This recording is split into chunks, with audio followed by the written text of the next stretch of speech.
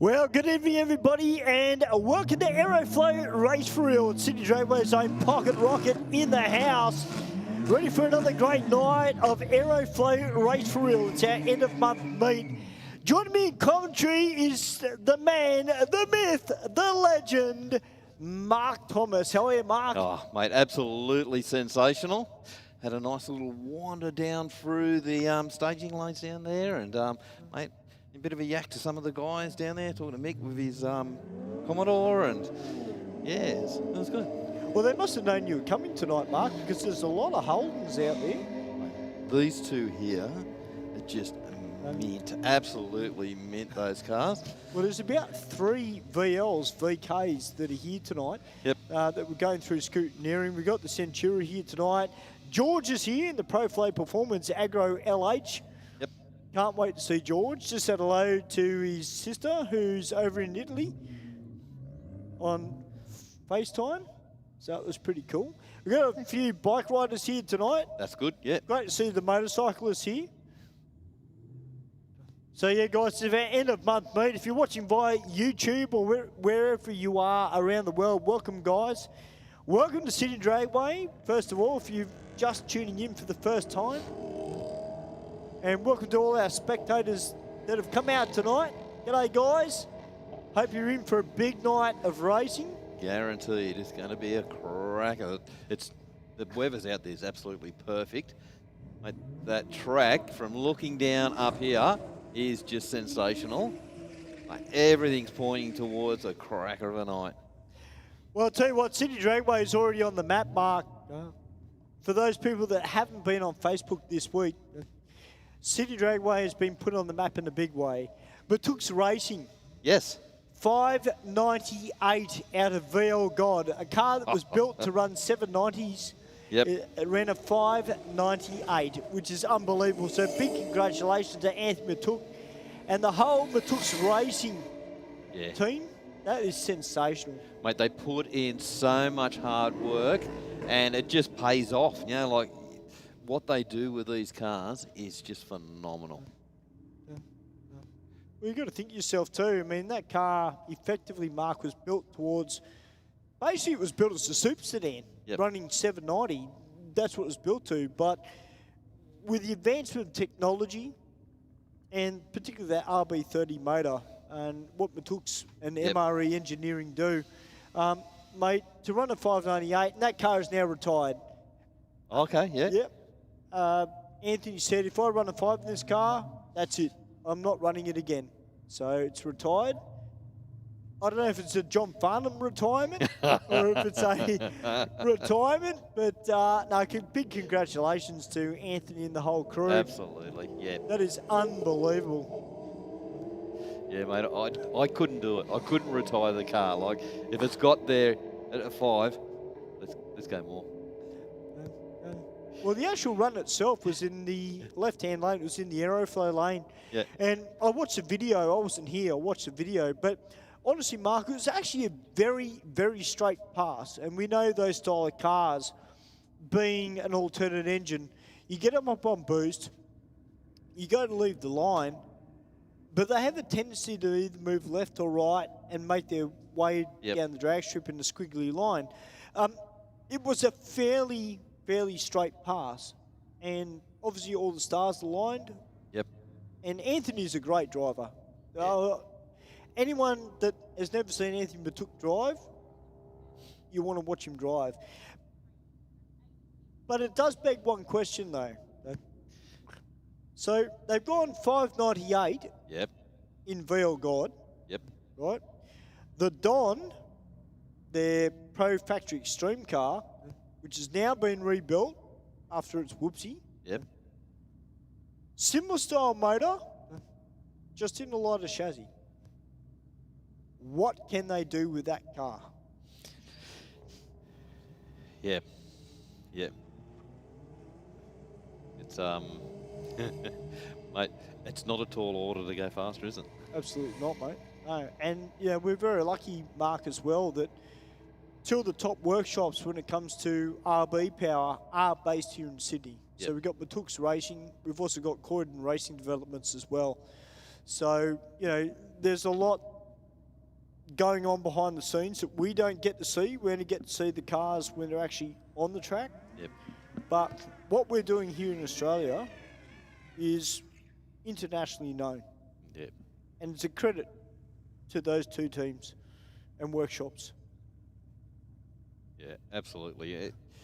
And like you say, like on the world market, like we've got guys like Pax as well, who's been out there, look, just punching out with their cars, and they're renowned right through the rotary arena out there. So, we've got some really, really good guys over here, very smart what they do and how they do it, and it just shows the professionalism. Yeah. Well, Pack were out here the other day with the Bumblebee Camaro, which is driven by Rodney Raham, who's youngest but tallest of the three brothers. I wouldn't say it was conservative, Mark, but they did run, around that 680, 690 mark in the car. Mind you, that's only a 13B rotary. Yep. So there's still a lot behind the scenes that are getting done to that car. How far they can push it with 13B motor, I don't know. I don't know. I mean, if it ran a 650, I think that's an achievement in itself. And compared to what, you look at what Puerto Ricans are doing with those motors as well. Yes. Once again, they've already got so much more development than we do. So what we're doing is awesome. It really is.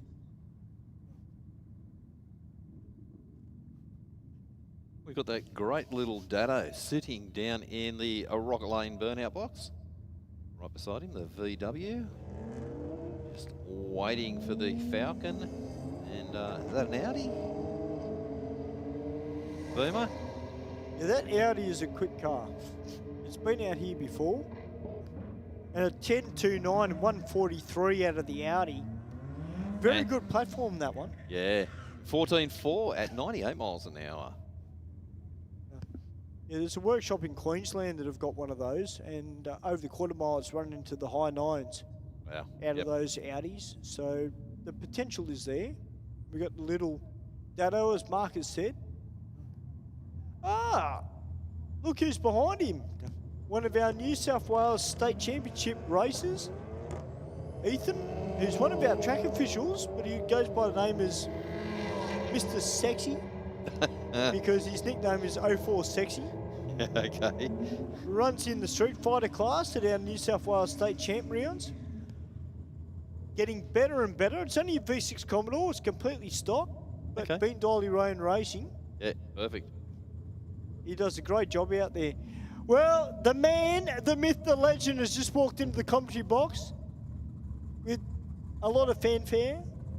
The Bushman is in the house, which means that the Rocket is going to go outside and do some work.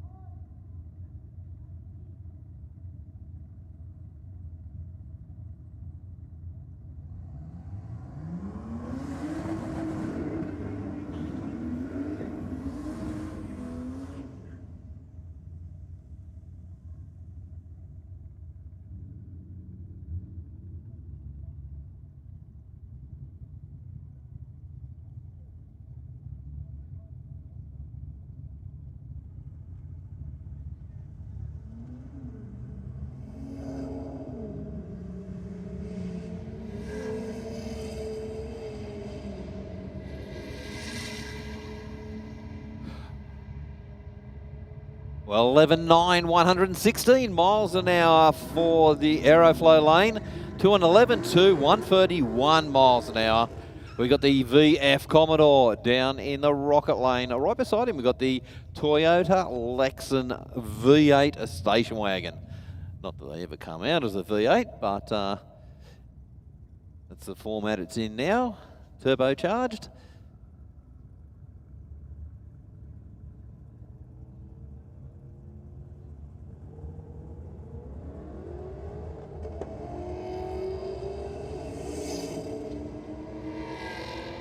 The wagon's gone out at a 1.960, same as what the VF. Well, 10.7, 136 miles an hour for the wagon and a 12.2 for the VF sedan.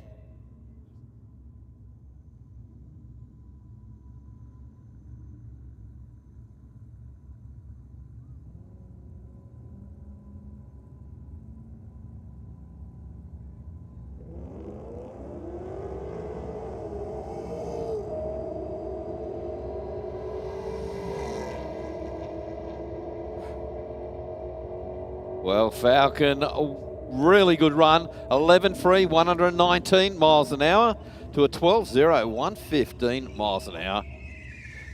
Got the Falcon Ute down the Aeroflow lane. Right beside him, we've got the Audi. Bit of Euro muscle taking on some Australian muscle down there. Mark, I tell you what, there's a good mix of cars down in the pits. Of course, there's some sound-off type cars down there as well. Yep. The beats are already pumping. I'm sure that's where Adam is this evening. We'll get some commentary and some footage from down there, hopefully a little bit later on. And of course, we have our drifters down there as well, I believe. So plenty to see and do here tonight. It's a brisk evening here at Sydney Dragway. Is one way to describe it. Yeah. It's a little bit nippy, that's for sure. All right, and it looks like the Audi got there first, 11.37 at 122 miles an hour. And 14.4, 98 miles an hour. Would you see this VL as you were walking in earlier? No, I was focused on a mission where I was walking. It sounds like there's a little bit of a minor issue, but I can tell you what, it's got a decent set of tyres under the back of it, Mark. It has indeed, yeah. It's absolute brilliant restoration on that car. Very, looks really fat, doesn't it? Like, it does, like over-fueling. Yeah. And I think the owner doing the right thing there and saying, I'll just take it back to the pits and have a tune. I wonder, I don't know if it'd be carbureted or EFI. I'm guessing it'd be EFI. It's I think it's LS, supercharged. I did see a little square box poking out of the bonnet. Oh. All right, and a 14.28 there for the car, for the VT, I think it was, in the rocket lane there. We've got the VF down in the Aeroflow lane, and this VK, the VK come in with the VL. Ah, right. Seen them following in. It's LS. Looks great on the lights. Both those cars very well presented. Yes. Well, it just so happens that one of the crew members, boys, Yes. from Frankie Canistra's team, well, it might be actually Frankie Canistra behind the wheel. I do know that he was bringing one of his VKs out here tonight. It's a 427 dart block VK, running a little bit of nitrous. I don't know if it's been out yet, but I know that he's here tonight. And you know me, Mark, I'm a big fan of the VKs. Yeah, indeed, Stu. Well, this one you'd be liking a fair bit. 11.0, 126 miles an hour. Wow. That was good and clean, went 166 to the 60. Bang on 100 mile an hour at half track, and nice clean pass. Yep. There's probably a little bit left in that off the start line. We've got the HSV in the rocket lane, and he's up against this Centura. This Centura is an absolute rocket of a car. It is such a sleeper too. Yes. I think the shade of yellow and the black final roof. Yep. bring it a little bit more of a sleeper spec, but 145 to the 60 tells me that it's anything but. And we'll get to the finish line first, but or not by 0.2 of a second. Looked like he was in front there for Tim Pryor in the Centura. 985 at 136 wasn't enough. But the Commodore on the brakes before the line as well. Well, just bearing in mind too, Mark and Steve, that Pro 1416 last week had a gearbox problem as well. So they've got that fixed in a week, and they are back here at Aeroflow Race for real. Actually, yeah, he did the gearbox, didn't he, Stu? So yeah, they've been busy in the workshop. I wonder if they've had a little bit of a play with the converter as well. Yeah, well, I guess if you've pulled it all apart, why not? If there's room for improvement, absolutely, take the chance. That thing just got off the line. Yeah. Because I don't know about you, but pulling gearboxes out of cars ain't fun. Even if you've got all the equipment, it's still not fun.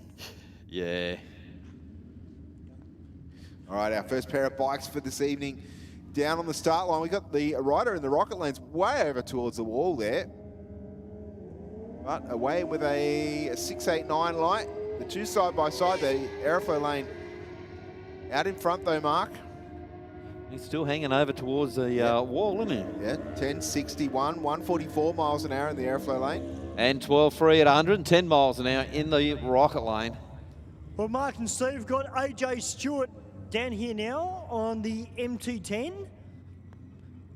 One of our New South Wales State Championship races. Very good motorcycle racer at this street and modified bike level. Of course, lots of like cruise leathers as well. A little turn of the tyre there, a little bit of bulk off the start line. It's had to fade it out to the right slightly. And running on through an 11.54, 129. Hey, listen, Bushman, on the subject of motorcycles. Yes. I actually, if anybody's been on Facebook during the week, they would have seen that Larry McBride took a little bit of a tumble. I messaged him and said, hope you're okay. He messaged me back and said, yeah, I'm good, cool, thank you.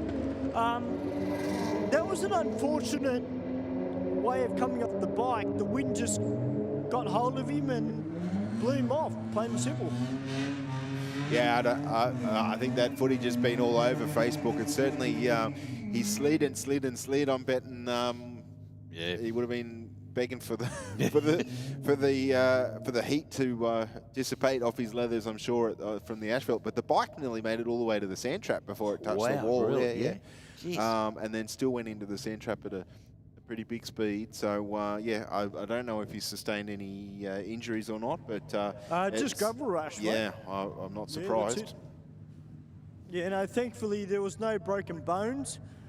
If you look at the actual video, the way that he came off the bike, he pretty much just tumbled off it. I wouldn't say that he got launched off it. No, he stepped. It was almost a tasteful dismount, you could nearly say.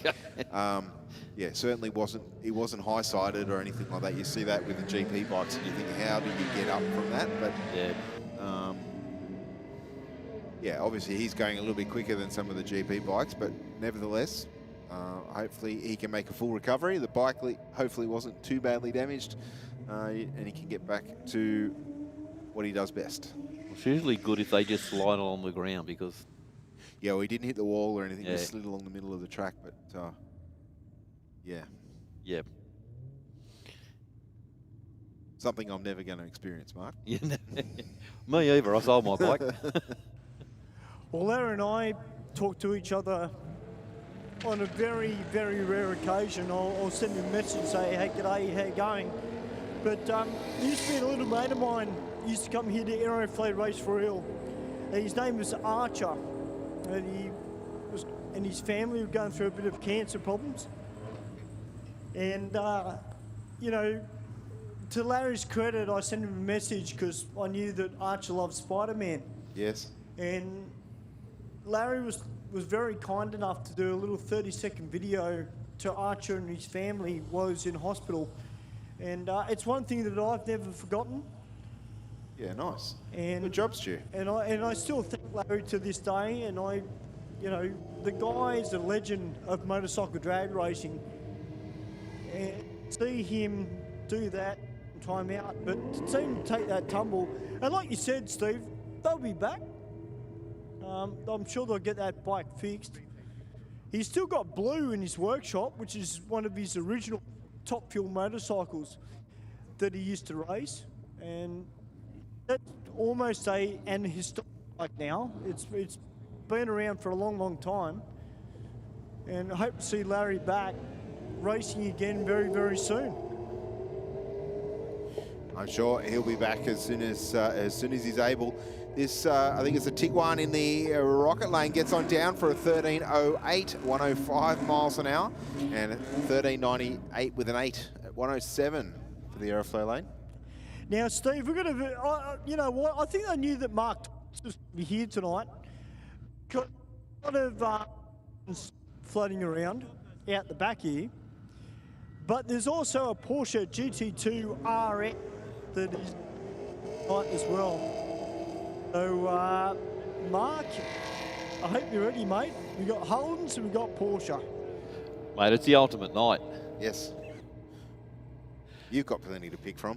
I haven't seen many Cortinas, Escorts or Anglers down there, but, you know. There's still time. There's still time. There's plenty of time. I'm sure the wrecking yard will open up sooner or later. Not. Wow, thanks. I thought I was your friend. You are. I was being nice.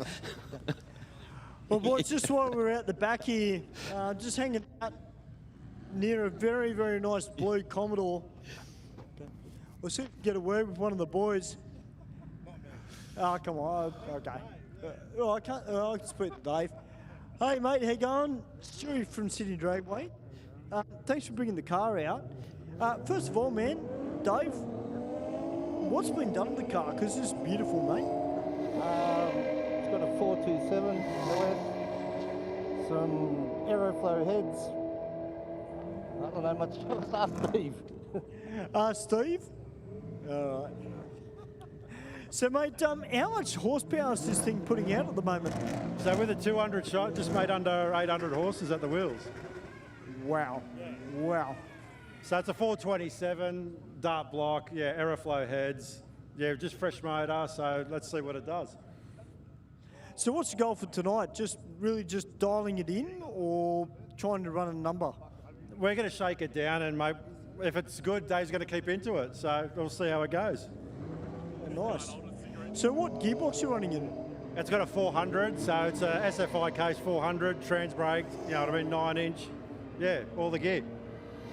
Well, mate, it's a stunning looking vehicle. It really is, mate. I mean, this thing will look equally at home at Summernats as it does on the track. So look forward to seeing it out. And you've got a few other Commodores out here tonight to have a race against. So yeah, there's another one over there, a turboed VL. Fresh build, yeah, so Brendan over there, that's his car. Nice. I might have a word with Brendan quickly.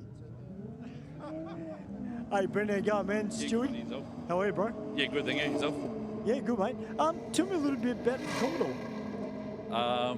Had it 8 years, resprayed, done by DC Motorsport. Tough car. Yeah. And turbo? Yeah, turbo. Yeah, LS turbo. Nice. So 5.7 litre? Nah, 6.2. Wow, 6.2. Sweet, man. So what are you trying to aim for tonight, Brendan? Are you trying just to get some data or run a number? Keep it in a straight line. Yeah, to be honest. Having some fun. It's first night out. So, it's Dan's tuned it, done a cracker job. And, yeah, we're just going to try and get it down the track in a straight line. Well, Brendan, I can't wait to see the car out, man. I love these era of Commodores. They're my favourites as the V. So I look forward to seeing you out there. I will. How good's that, Mark? Got plenty of them here tonight. Yeah, you're not wrong, mate. That is sensational, man. And you know what? I know that the VKs, sorry, I can see it. I know the VKs are my favourite, but I've got to say, Mark, I also have the soft spot for the VLs. you know, obviously I grew up in that era when Brocky was around and the early model VL H Mobile Holden Commodore.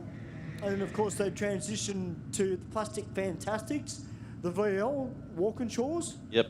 And me being a massive, massive Larry Perkins fan, to see these cars out here at Aeroflow Race for real really brings back a lot of great memories, but also brings back a lot of good memories of drag racing as well, because, you know, we're very fortunate here in Sydney that we had some cracker workshops when it came to the VL turbos that used to race here at Sydney Dragway. A lot of them, the Curran brothers, come to mind. And apparently, Mark, they still got that yellow Commodore they used to race. It's still in the workshop. Yep.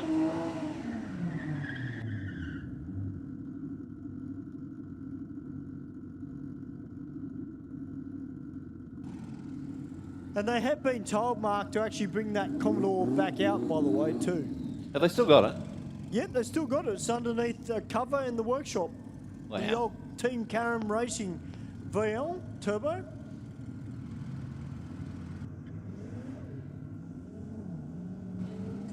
Yeah, how many cars are out there that have just been shelved, but just sitting there waiting to come out and be raced again? Well, it's interesting you say that, because I was watching a video on YouTube and Anthony Matook was being interviewed, and they were talking about the VLs. They were talking about all the VLs, and it's interesting listening to Anthony, because he was saying, Mark, that back in the day, and this is long before I was doing drag racing commentary, apparently the VL scene was bigger in Melbourne than what it was here in Sydney. Melbourne always had a really big high performance. Oh, they're car nuts as well. But I mean, I think the VL scene is pretty big everywhere, to be honest. I mean, you know, there's certain age groups where any model of Commodore around that era is phenomenal, and you've only got to look at the following that the later models have as well. Like that passion for the Holden brand hasn't deteriorated across the years, really. Yeah, and it's not one of those things that sort of comes and goes. It's like people get into a car and then they might sell it off, but they'll jump into something bigger and better. Do you know what I mean? And build it better spec as we get older. Typically, we have a little bit more cash to throw at a car, and then you get to a point in life where you might have a car when you're young, and then you sell it to a house deposit or something. Yep. A wedding or whatever it might be, and then when the time's right, you jump back into something along those lines. And I think, like yourself, Mark, you've been true to the Holden brand your whole life, by the sound of it. Only wavering for a Porsche, I think, is the only thing that you could tempt you. Just a heads up, boys, and to everybody that's watching on YouTube and also here at the track, just letting you guys know, Mark and Steve, that we've got a whole heap of coolant from virtually the burnout box all the way down the rocket lane. Right. So we are going to be doing a fairly hefty cleanup of coolant. Okay. Yeah, well, there was that period of time too, Steve, that Castlereagh had closed. Yes. There was virtually no legal racing happening. No. And then Oran Park picked up a little bit. Yep. And that was virtually all we had. Yeah, until sort of Across the Road opened, and then with the sport went into a little bit of a lull in the, when was that, late 90s, mid to late 90s, and then here opened early 2000s. So again, with each of those, I'll say layoff periods for wanting a better word, there would have been plenty of cars in the build where people just said, you know what, I'm not going to stress to get that done. Some people might have gone, drag racing, I'm not getting the enjoyment out of it anyway at this point, so I'm going to go into a street car, something that they can take the kids and the family for cruises on Sunday or whatever it might be, or they might move away from, take the opportunity to switch to a different car altogether. They might have gone from a muscle car to a hot rod or vice versa. Yeah. But I think that's the beauty of cars in general, everybody can find something in a car that they like. You know, it might not be a car that you would specifically own, but you might look at it and go, you know what, that's actually really well done. Yeah. Or I might adapt that idea to my next build if I can. You know, use that idea. It's actually a very good idea, and vice versa. They might see something and go, well, I was thinking that, but that's not what I wanted. So yeah, I'll change tact while I can. You know, and like many things, most of us want things that aren't necessarily always practical. You know, we might look at a supercharger or something like that. Go, yeah, I really want a car with that on it, and practicality, it's not there. I mean, I'd love to put one on my hot rod, but it's not. I doubt it's going to happen because I've got to change too much stuff to actually make it happen. Yeah. And that's stuff that I'm not willing to endure just yet. Yet. Yeah. You know, just going back a bit, when we were across the road. Yes.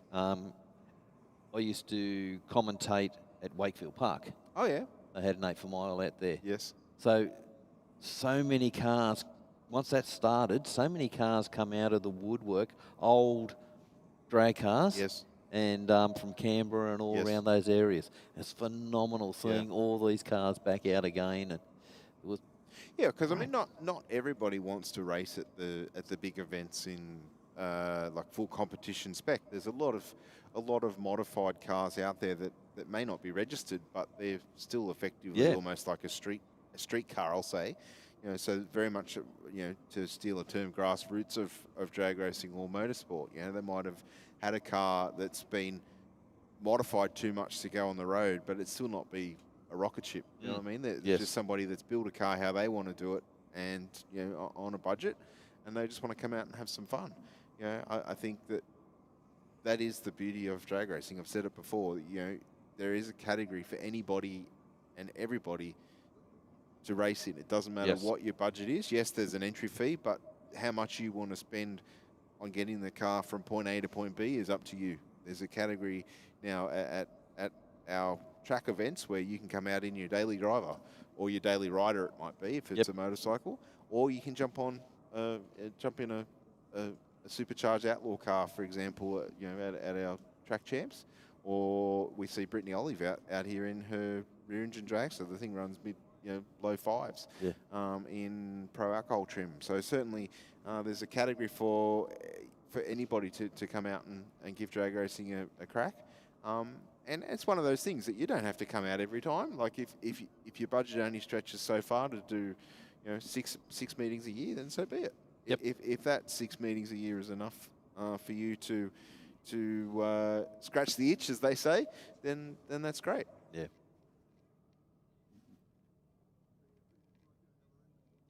All right, so we can see on the camera there, we do have a little bit of a clean-up happening in the rocket lane, and unfortunately we're going to have a little bit of downtime tonight for that to be cleaned up. So unfortunately there's no easy way to clean up the old glycol. No, it's burn it. Yep. That's pretty much it. But of course this weekend we will be having the Day of the Drags here at Sydney Dragway, 27th of June for old school nostalgia drag racing. The 20th year that event has been here at Sydney Dragway, and looking forward to a pretty cool day. There's generally a lot of stuff happening on the racetrack and a lot of stuff happening off the racetrack. There's show and shines, static displays, all that sort of stuff for anything nostalgia orientated. We can see a good selection of vehicles there on the actual artwork for the event. So if you're into nostalgia drag racing, get on down to Sydney Dragway on Saturday, of course this coming Saturday, the 27th of June, and have a bit of a stickie. I'm sure we will be live streaming the event as well for those that can't make it to the venue. But as I said, generally a fantastic low stress environment for the racers and the spectators to wander around and enjoy drag racing of in a bygone style, I guess you could say. We had one of those cars, unfortunately, in the GASA category, was out here a couple of weeks ago, and renowned for almost dragging the rear bumper. It was a FJ Holden with a manual gearbox in it, big fat tyres, a little, you know, It's not hanging Darren's outside. car, is it? I'm trying to think of the guy's name. I'm Darren sorry. Moody? No, it wasn't Darren Moody. It's FJ, now green with like heavy metal flake and white. It used to Okay. be flat black. Anyway, so he's done a big wheel stand at the event that we out here the other week for the 2200 DRA event, and unfortunately it's come back down quite, because it went a fair way up. As I said, it nearly drags the bumper. As it's come down, the front axle said, not playing this game anymore. Yeah. So he's like, yeah, I've got, you know, a week and a half to get it fixed. So he was, I'm betting the front end's been out of that car. Yes. It's sent away to get refabricated or repaired. Hopefully he's back out because it fits the day to a T, like the style of the car. You know, much like we see the Chevy there on the artwork. And now that it's got the flash green paint, it even stands out more. Yeah. Like the flat black look cool, but I like the green. We're talking about all those old cars that just come out of the woodwork. You see a lot of them at these meetings. Yes, that, and you do, because, you know, if the car is I'll say a true nostalgic car, Yes. it's the ideal event for it. You know, it's not about how fast you go. Sometimes the cars that are, and I mean, we see it here too. Sometimes look at last week, we gave the commentator's choice to the Mori Ute. Yes. By far not the quickest car here, but we dug the style. Well and truly deserved it. I think this week will be something a little bit different, of course, but that's the beauty of drag racing is, as I said, you can build a car however you want, and yeah, someone will enjoy it. Occasionally, it'll catch all of us commentators' eye, and we'll go, yes, that's it. And like, we haven't fought over that at all. Like, No. really, it's just, I agree with that, and let's go with it. So, hopefully this Saturday will be a fantastic event to celebrate the 20th anniversary of Day of the Drags. I'm personally looking forward to, fingers crossed, bringing my hot rod out here to put on display. So it'll be the first time we've gone out in it. Okay, So hopefully, we'll get a few things done in the next couple of days. And Perfect. yeah, if it's raining, it's not coming though. No. But it's not going to rain. All right, and then following that, on the 4th of July, we have, Saturday the 4th, the Andra drag racing test and tune here at Sydney Dragway. So if you've got an Andra tech car or one that is both teched under both sanctioning bodies, you can come out and have a bit of a play. Of course, the test and tune, always a fantastic opportunity to, as the name suggests, come out and test something that you might not be so keen to do at a race meeting, but want to have a bit of a play and get some seat time. Even to spectate. Yes. Like, as you said before, anything can turn up. Yep. You don't know what's going to turn up. No, and we've seen some pretty good runs here on social media from the last couple of private hires. I heard you and Stu talking about them earlier tonight. So there's been some pretty cool achievements from some of our local races here at Sydney Dragway over the last couple of days, and I'm sure that those sort of higher events and the tests and tunes, all accumulate to those times being recorded. When you think about it, like, you can run the car a gazillion times on a dyno and go, yeah, it's making good power, but putting it down on a racetrack where the conditions might vary a little bit, or track conditions are better than you expect, because sometimes that's not a good thing either. You can tune a car, especially when you're talking something in, I would assume 1500 horsepower plus, you'd probably start to really consider the track conditions. And sometimes if they're better than what you think they are, that's going to throw you a curveball just as much as them being not as good as you think they are. What they roll off the dyno is just starting. Yes. That's your baseline. Yep. Because the moment it hits the black stuff, everything changes. Yep. But I guess that's the beauty of tuning a car. And I think, we see cars such as Brady Davies' door slammer there. The more horsepower you make, every mechanical device on that car has a job to do. And sometimes there might be one little thing on that car that's not right, and that's going to throw everything else out until you find it, and or get it all working in synchronization. And that's where the tests and tunes come in. Low pressure way to come out and make sure you dot the I's and cross the T's, as they say. All right, and it looks like the 12th of July will be our diesel nats here at Sydney Dragway, incorporating truck drags. And that is going to be a cracker. We know the diesel racers all love to come out and have a crack here at Sydney Dragway on a Sunday as well. So we've had some pretty good racing happening on those events in the past. So really nice prime movers. We've had, I think, a car transporter or two, a dump truck at one event, a couple of tilt trays, anything diesel truck or, sorry? Oh, we had a removals van, so Bantech. On his way to do delivery. Oh, no, he might have. Yeah, we had a tow truck as well, like a heavy haulage tow truck. Yeah, so basically anything. Kevies? No, I don't think so. We have to bring them from the bottom end up this way because they can't fit under the tunnel. So there is a little bit of a process, but certainly going to be a good fun time as always. And you know that those drivers get out there and they have a crack at a burnout occasionally. We have had a race truck as well. That's certainly no issue in frying the tyres up and getting on down in around 14 seconds. You go, oh, that's not too bad, but you got to remember the thing weighs like 10 tonne. So kudos to the circuit trucks. They usually get on down the racetrack pretty quick. So certainly looking forward to that. 12th of July, not too far away, only 2 weeks, 2.5 weeks.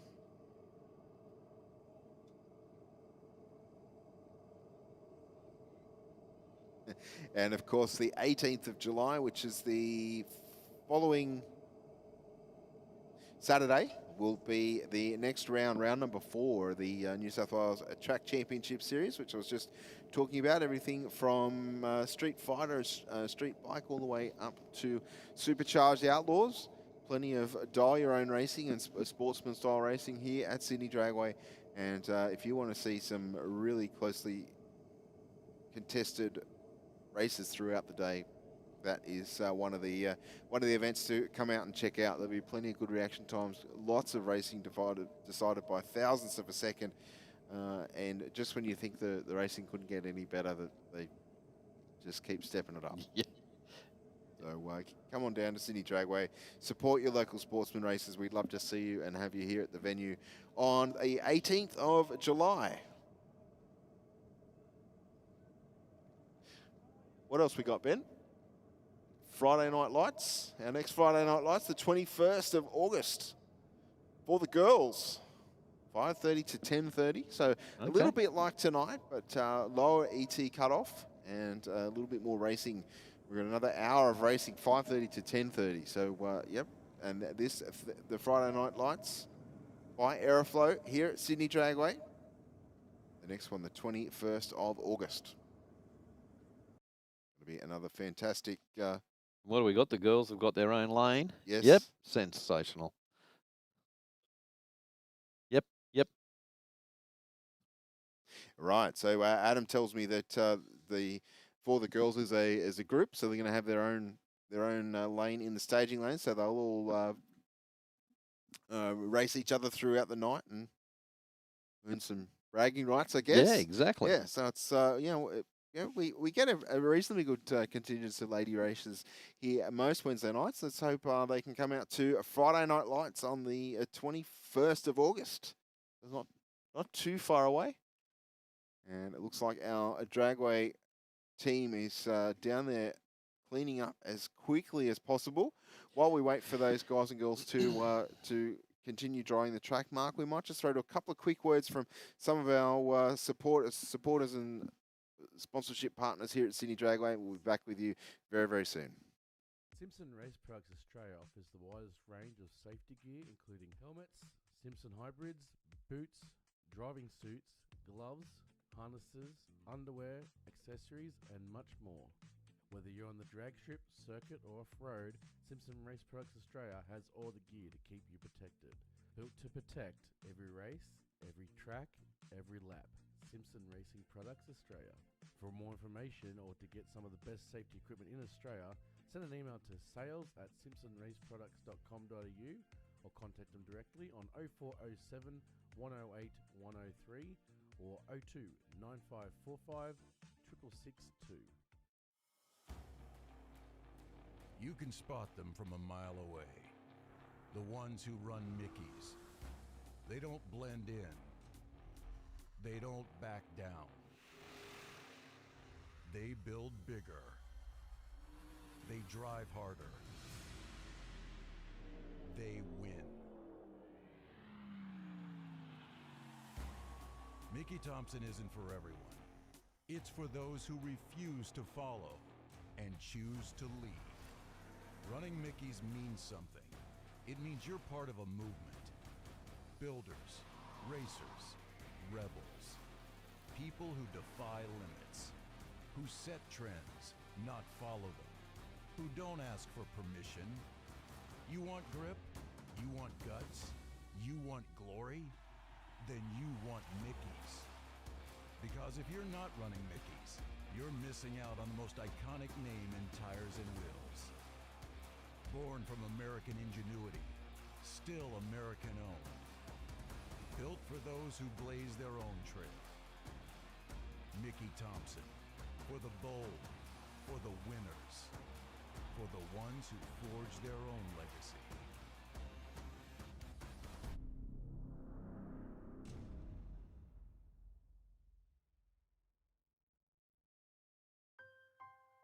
We've always had a few cars. They're all special. The T-Bird. Oh, that's mine. The Combi for when we want to get away. The XR8. It's going to be a classic. They're all insured with Shannon's, We've also got Shannon's home and contents cover. which helps protect our automotive collectibles, tools and memorabilia in the home and garage. If you're motoring enthusiasts like us, it's got to be. Shannon's. Shannon's, insurance for motoring enthusiasts. Call 13 46 46 for a quote. X-Pro Ignition by Aeroflow Performance. A complete range of high-performance spark plug leads, ignition coils, control boxes, distributors and supporting components. Engineered for stronger spark, sharper throttle response and total ignition control. From street builds to serious race applications, X-Pro delivers the spark your engine demands, with reliability you can trust. Don't leave power on the table. Upgrade to X-Pro Ignition from Aeroflow Performance. See the full range now at aeroflowperformance.com.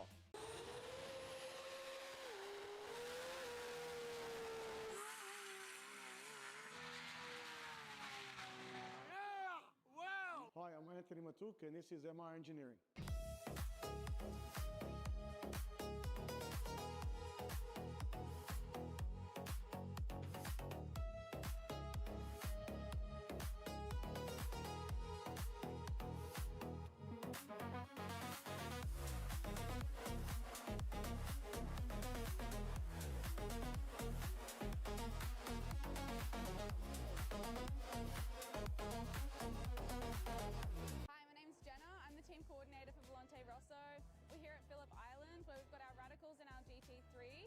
They're currently out on track and they're the champions of the weekend. However, we wouldn't be here without our partners Packlease, who are the real heroes who help us get here.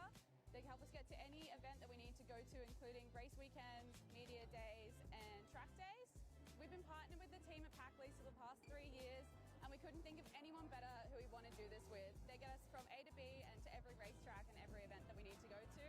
They are so extremely helpful with everything that we need and we love being partnered with them.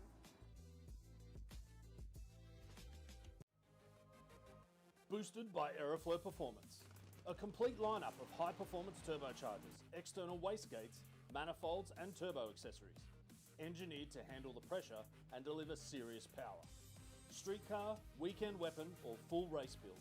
When you're ready for real boost, Aeroflow delivers performance without the premium price tag. Get boosted by Aeroflow. See the full boosted range now at aeroflowperformance.com.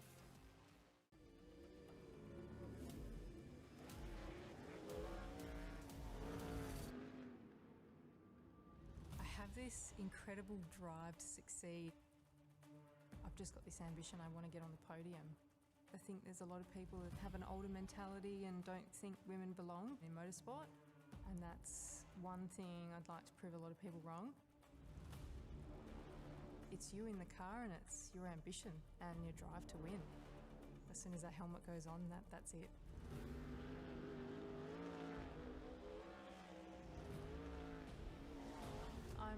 Mason. I'm a sprint car and outlaw car driver.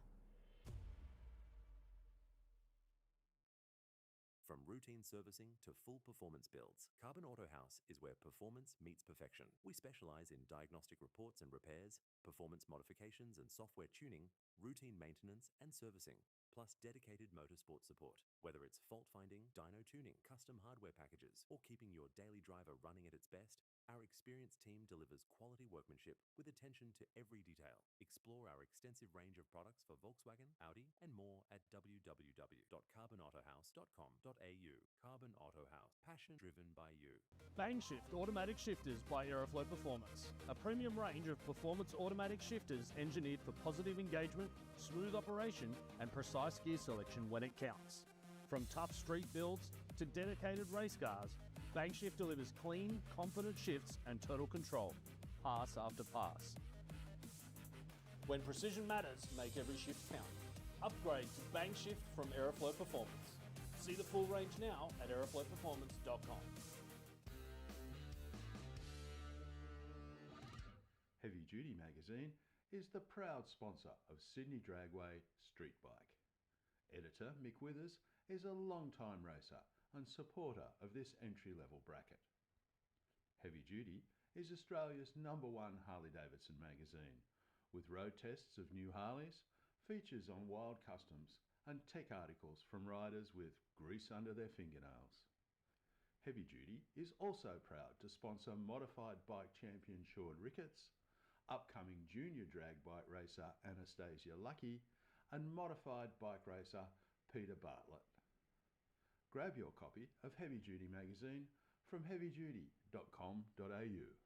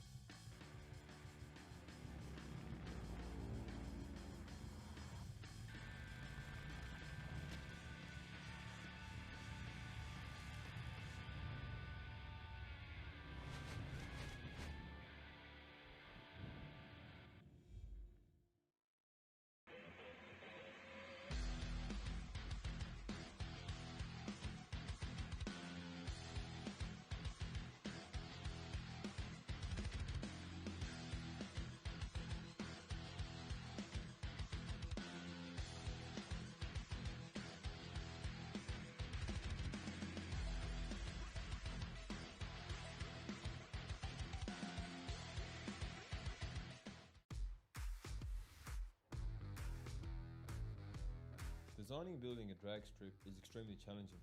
The lives of people are at stake. There is no room for error. My name is Frank Tarabay. I'm the owner and managing director of Every Trade Group.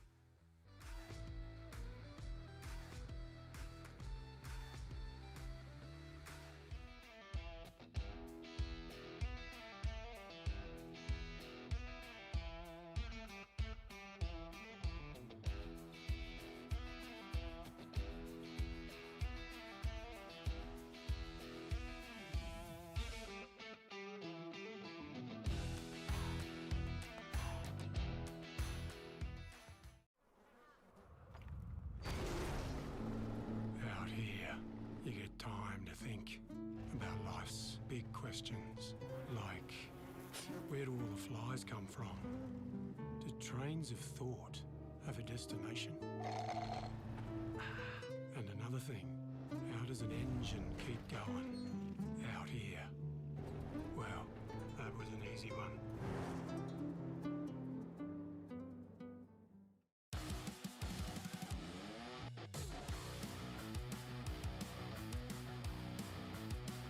Drag racing, it isn't just a sport, it's our legacy. Performance, it isn't just a word, it's our promise. 3 generations, one unwavering passion. Speedflow, where innovation meets performance. Proudly Australian, unmistakably world class. Speedflow. Simpson Race Products Australia offers the widest range of safety gear, including helmets, Simpson hybrids, boots, driving suits, gloves, harnesses, underwear, accessories, and much more. Whether you're on the drag strip, circuit, or off-road, Simpson Race Products Australia has all the gear to keep you protected. Built to protect every race, every track, every lap. Simpson Racing Products Australia. For more information or to get some of the best safety equipment in Australia, send an email to sales@simpsonraceproducts.com.au or contact them directly on 0407 108 103 or 02 9545 6662. You can spot them from a mile away. The ones who run Mickeys. They don't blend in. They don't back down.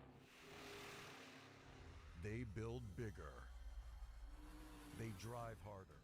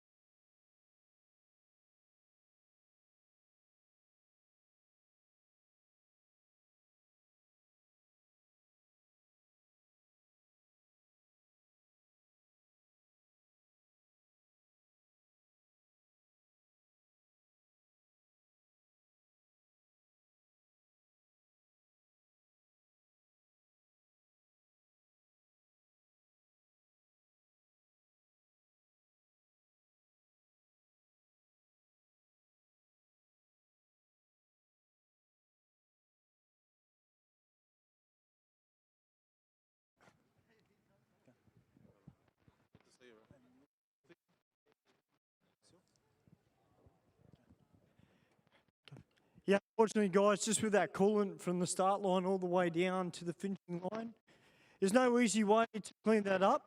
Otherwise, we're just going to burn it. So we've got the majority of it up, which is a good thing. We're just doing the tail end of it now.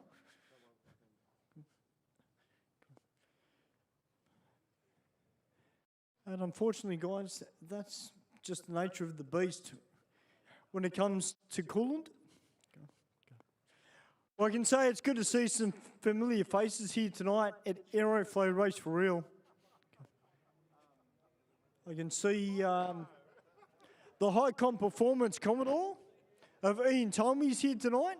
G'day, Ian.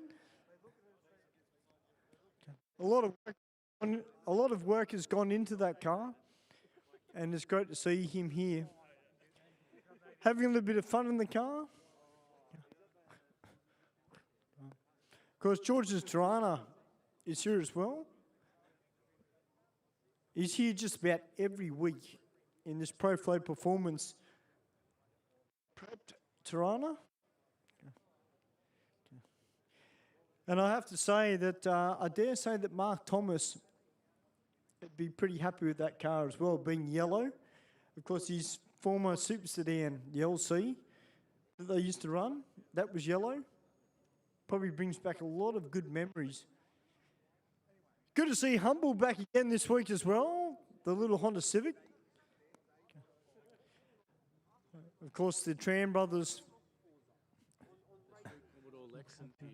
Oh, really? Okay. Yep. Okay. One with the pink jumper. Yeah. It's good to see the Tran brothers here.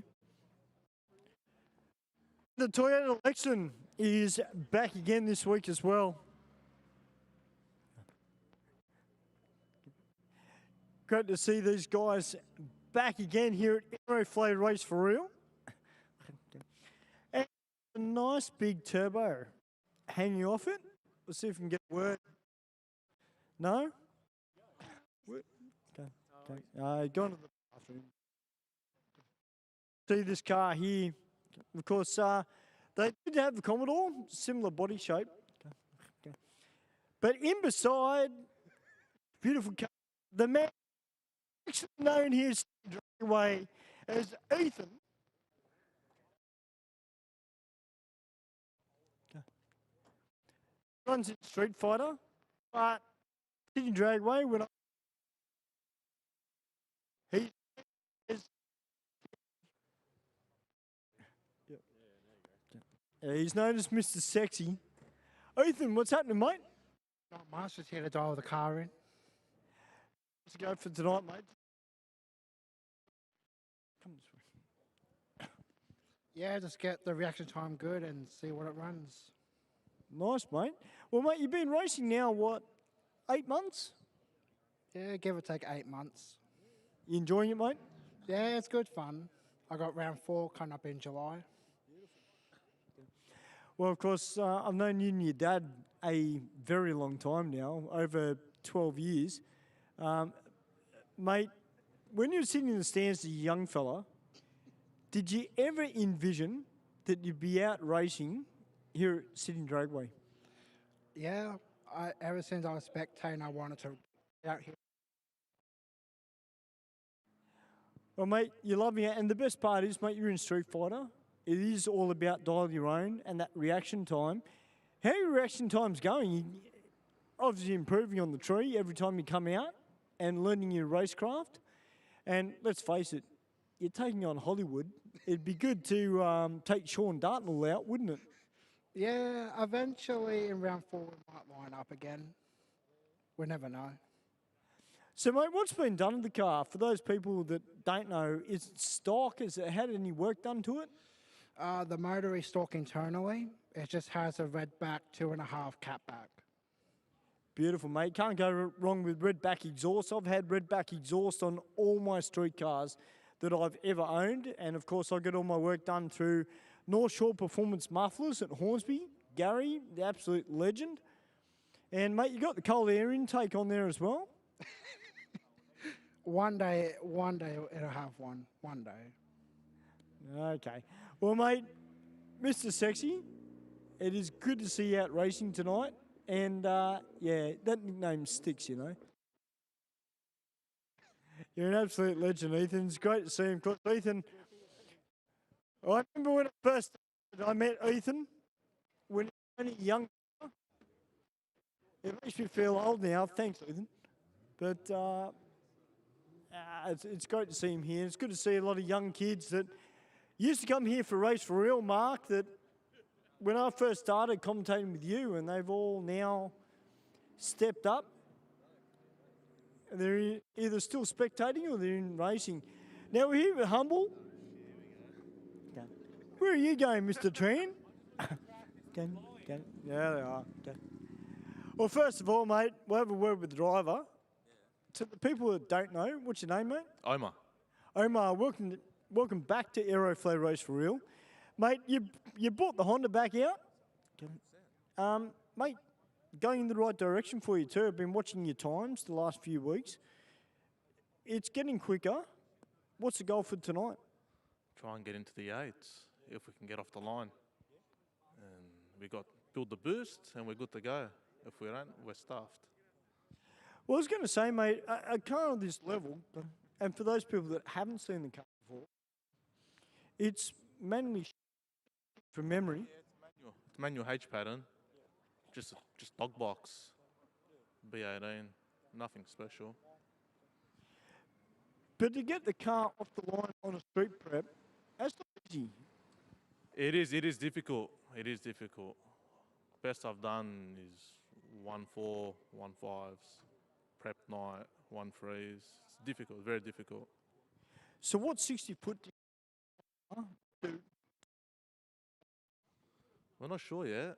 Hopefully, but we're about to find out. If we get off. Well, Omar, it's always good to see him. You know, the Honda scene has just exploded again in the last couple of years. And it's all because of BYP. They just build great cars, you know. Well, 100% right. I was actually going to try and get Benny for a bit of an interview because Jimmy, sorry, my apologies. Not only are the Tran brothers legends when it comes to drag racing, but they're also legends when it comes to World Time Attack. Jimmy, how much the two disciplines intertwine between different cars? I mean, it's still an overall package, so you can't just have, you know, you still need to make everything work good. So drag's different, circuit's different, but the principle's all the same. Yep. There's obviously, with this style of car, I've watched your cars over at World Time Attack a number of times, but this car being a front-wheel drive drag car, obviously suspension has a fair bit to play in getting the car off the line and down the track. Well, this one's all drive, so it's totally a bit different, but suspension is very similar. You still need the right bushing kit, spring rates and stuff, but drags and circuit obviously different. But yeah, we set them all up and it seems to go okay, I guess. So tell me, mate, number one, where can people find you? And secondly, what's coming up for the future? Well, we're on Instagram and Facebook, and I mean, everyone knows where we're at. What's coming in the future? I don't know. We might build an all-drive drag car, see how we go. But yeah, most likely something all-drive in the drag scene, see if we go deep into the sevens in Australia. You reckon you can do that? Definitely can, yeah. Because I know the Honda scene over in the US is massive compared here to Australia. How much data are you guys getting from the US? I mean, 400 metres, 400 metres, so it's relevant. Yeah, the tracks there may be a bit better. Yeah, it's hard to say, but I reckon, yeah, obviously we see what they've done, and then we try to, you know, obviously see the potential, and then, yeah, we'll just go off that and then see how it relates over here. Well, mate, we haven't had a super quick Honda since Denny came out with the old online performance full tube frame Honda. Yep. It would be fantastic to see a Tran Brothers Racing Honda come out and run similar times, if not better. that was front-wheel drive, but we'll most likely go all-wheel drive and go deep into the 7. So that's the goal. Yep.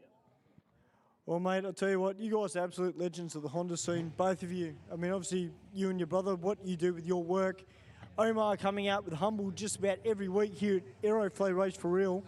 Thank you guys for bringing the car out, and thank you for being a part of Aeroflow Race for Real.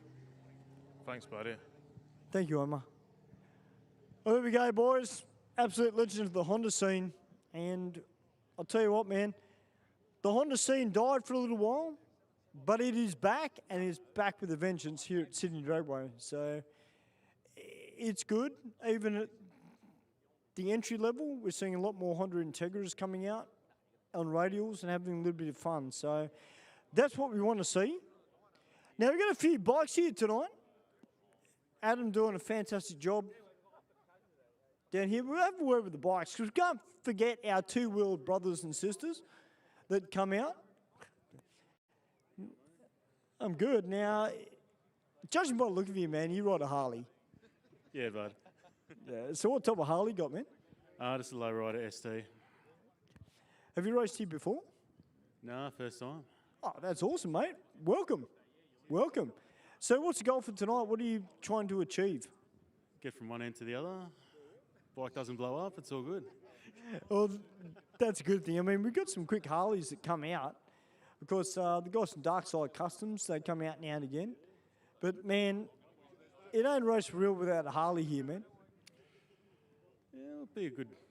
If I can keep up with them, at least finish nearly, I'll be happy. Well, mate, it's all about PBs tonight and just getting a little bit of experience. So, yeah, we want to see you do well. Cheers, mate. We do. Now, of course, the big ZX14 is here tonight. Mr. Consistent, I call him. You are consistent. Consistently here. You are consistent here, but you're high in the 990s. I wish it was better, but, you know, it is what it is. Maybe a better tyre? Or... I just need to get good. Well, practice makes perfect, doesn't it? It does, and I'm doing a lot, so... Eventually. All the stars align, mate. You'll be into it. All the stars align, I'll get my 9.5. But A 9.5? I want one. I've gotten a 961 so far, but I just can't cross that little bit. Well, you never know. It's a bit cooler tonight. The track's been sun all day, so, hey, you never know. You might jag it. It's a roll of many dices.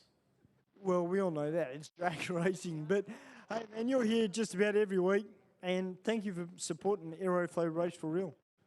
It's been a giggle. You're an absolute legend, mate. Absolute legend. Yep.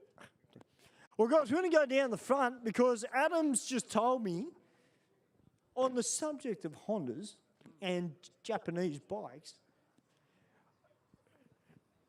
our friend in the silver Integra is here tonight, Miss R. She's looking at me going, oh no, here we go. Hey, you're a legend of the Honda scene. Come on. Hey mate, how you going? Hello, good, how are you? Very well, it's good to see you here. Good to see you. So what's happening, mate? We doing a little bit more testing tonight, or are we just sending it? I'll try to send it, but need to get a good 60 foot first. So the last few times that you've been out, obviously that's something that you've been working on with the team. How much more have you done to the car to improve the 60 foot, improve the 330? Stuff is always changing, that's the problem. Trying to get used to it, but then more things change. Well, they always say you change one thing before you change other things. So what have you changed? Just suspension, spring dampers? New wheels, so now I've got the, I'm on 15s with the big tyres. A few events ago I did that. Bigger turbo, I got the hood exit now. That's the main things. Yeah, not much really change with the suspension. And I'm using the staging brake now to launch instead of the normal handbrake. And I prefer it that way. But yeah, it's just a matter of not bogging. I'm either spinning or I'm bogging, so just trying to find the sweet spot. So obviously with the Hondas, and particularly the all-wheel drive cars, as we know, they tend to get the old hippie shake going on about half track. With these bigger tyres, do you think it will settle it down a little bit? I do feel like it's settled down compared to before, but I'm scared now that it's faster. And I'm just backing off because I'm scared. Well, that's fair enough. You know, anybody that says they're not scared shouldn't be drag racing in my book. That's not right. But it is great to see you here, and you've got the team behind you. Could we potentially see a PB tonight? I'm hoping to get a PB tonight, hopefully into the 9s. So far it's 10:42, but hopefully into the 9s. The car is definitely capable. It's just a matter of me being capable as well. Well, I'll tell you what, you always do a great job. You're a great supporter of Aeroflow Race for real. And like any car that we get here that we've seen for a long time, we like to know the journey of the car, the driver, and to see a PB out of any car is an achievement. And I'm sure there's a lot of people that are watching around the world, from America, all around the world, to be going, yep, let's send it. Yep, we're sending it. It's great to see you here, mate, as usual. Well, guys, Aeroflow Race for real. Just let you guys know, and a bit of an update of the track, guys. We are working hard to get it done. Obviously, the coolant was from the start line down to the finishing line. We have mopped it up. We've got the burners out there. We've got the tractor out there now. So hopefully, guys, touch wood, another 15 minutes, 15, 20 minutes, and we should be back racing again very, very soon here at Aeroflow Race for real.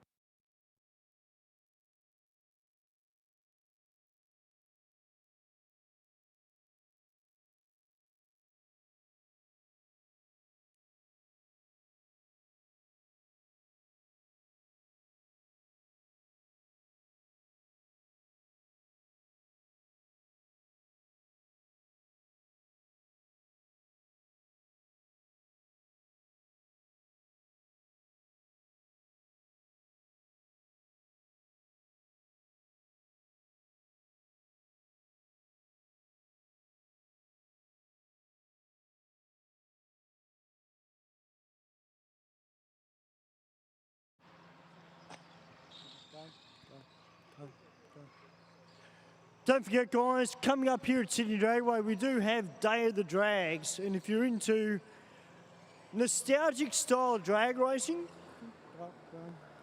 you don't want to miss out, guys. It's going to be a great event. We've got everything from old school super sedans, super stock cars. We've got gases, which is always a big favourite of Steve and myself. And hopefully we may even get lucky and have a couple of front-engined top-fuel dragsters, which they used to run back in the 60s. That's a great event. So if you love nostalgic drag racing, guys, still bumpers, old school rock and roll, just a great vibe. That's Day of the Drags coming up here at Sydney Dragway in the not too distant future.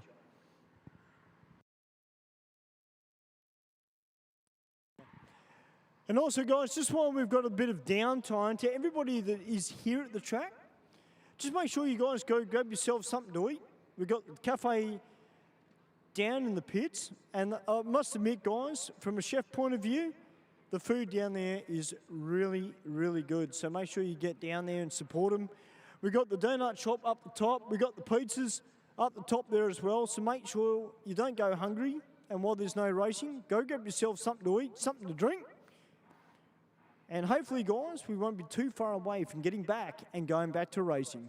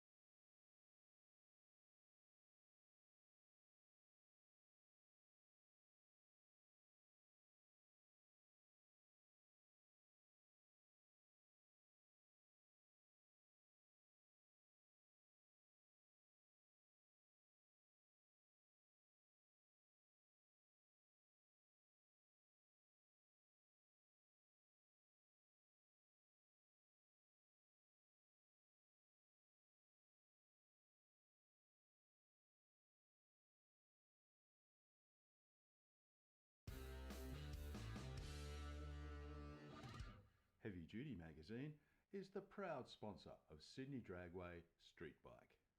Editor Mick Withers is a long-time racer and supporter of this entry-level bracket. Heavy Duty is Australia's #1 Harley-Davidson magazine, with road tests of new Harleys, features on wild customs and tech articles from riders with grease under their fingernails. Heavy Duty is also proud to sponsor modified bike champion Sean Ricketts, upcoming junior drag bike racer Anastasia Lucky, and modified bike racer Peter Bartlett. Grab your copy of Heavy Duty magazine from heavyduty.com.au.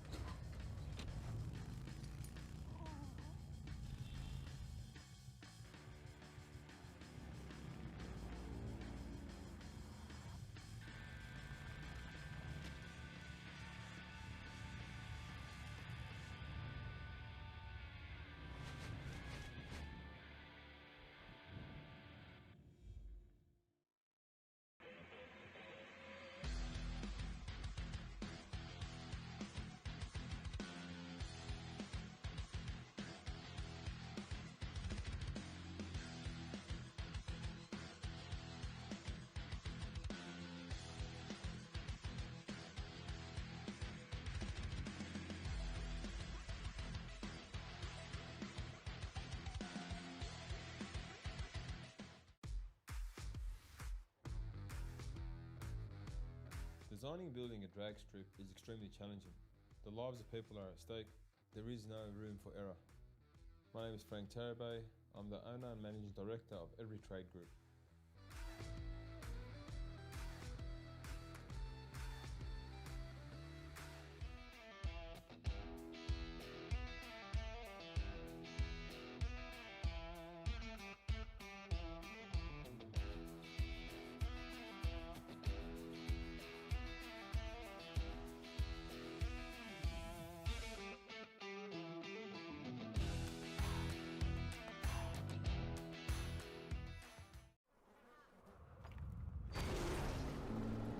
Out here, you get time to think about life's big questions, like where do all the flies come from? Do trains of thought have a destination? And another thing, how does an engine keep going out here? Well, that was an easy one.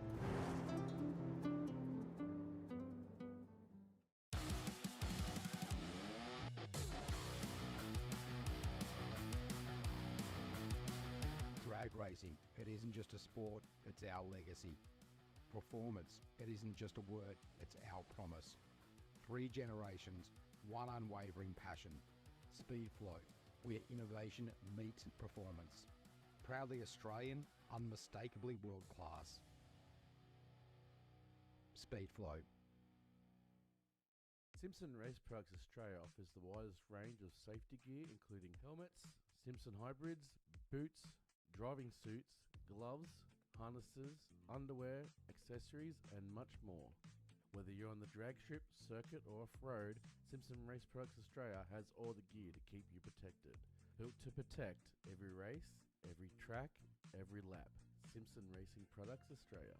For more information or to get some of the best safety equipment in Australia, send an email to sales@simpsonraceproducts.com.au or contact them directly on 0407 108 103 or 02 9545 6662. You can spot them from a mile away. The ones who run Mickeys. They don't blend in. They don't back down. They build bigger. They drive harder. They win. Mickey Thompson isn't for everyone. It's for those who refuse to follow and choose to lead. Running Mickeys means something. It means you're part of a movement. Builders, racers, rebels. People who defy limits. who set trends, not follow them, who don't ask for permission. You want grip? You want guts? You want glory? Then you want Mickey's. Because if you're not running Mickey's, you're missing out on the most iconic name in tires and wheels. Born from American ingenuity, still American owned. Built for those who blaze their own trail. Mickey Thompson, for the bold, for the winners, for the ones who forge their own legacy.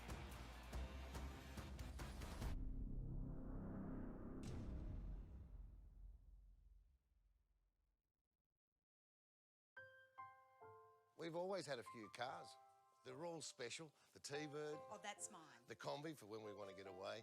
The XR8. It's going to be a classic. They're all insured with Shannon's, We've also got Shannon's home and contents cover. which helps protect our automotive collectibles, tools and memorabilia in the home and garage. If you're motoring enthusiasts like us, it's got to be Shannon's. Shannon's, insurance for motoring enthusiasts. Call 13 46 46 for a quote. Expro Ignition by Aeroflow Performance.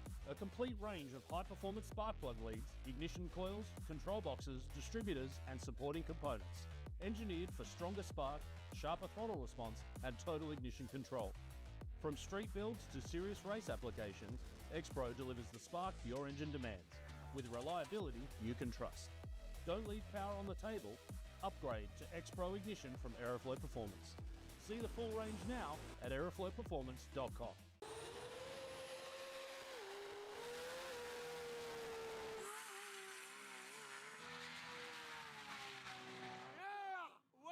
Hi, I'm Anthony Matuk, and this is MR Engineering.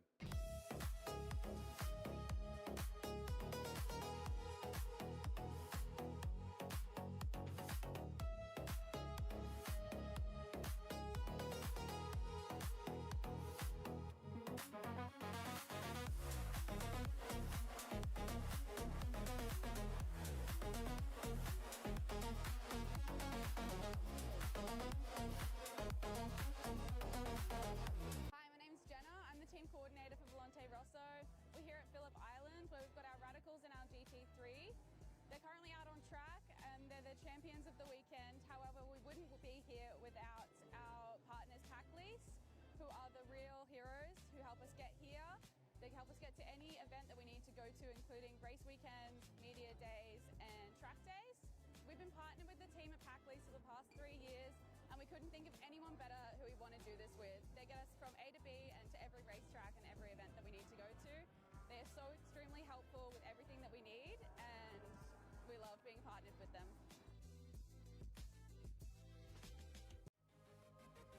Boosted by Aeroflow Performance. A complete lineup of high-performance turbochargers, external wastegates, manifolds and turbo accessories. Engineered to handle the pressure and deliver serious power. Streetcar, weekend weapon or full race build. When you're ready for real boost, Aeroflow delivers performance without the premium price tag. Get boosted by Aeroflow. See the full boosted range now at aeroflowperformance.com.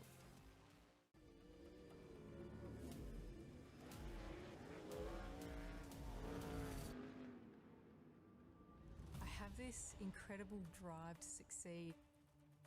I've just got this ambition, I want to get on the podium. I think there's a lot of people that have an older mentality and don't think women belong in motorsport. And that's one thing I'd like to prove a lot of people wrong. It's you in the car and it's your ambition and your drive to win. As soon as that helmet goes on, that's it.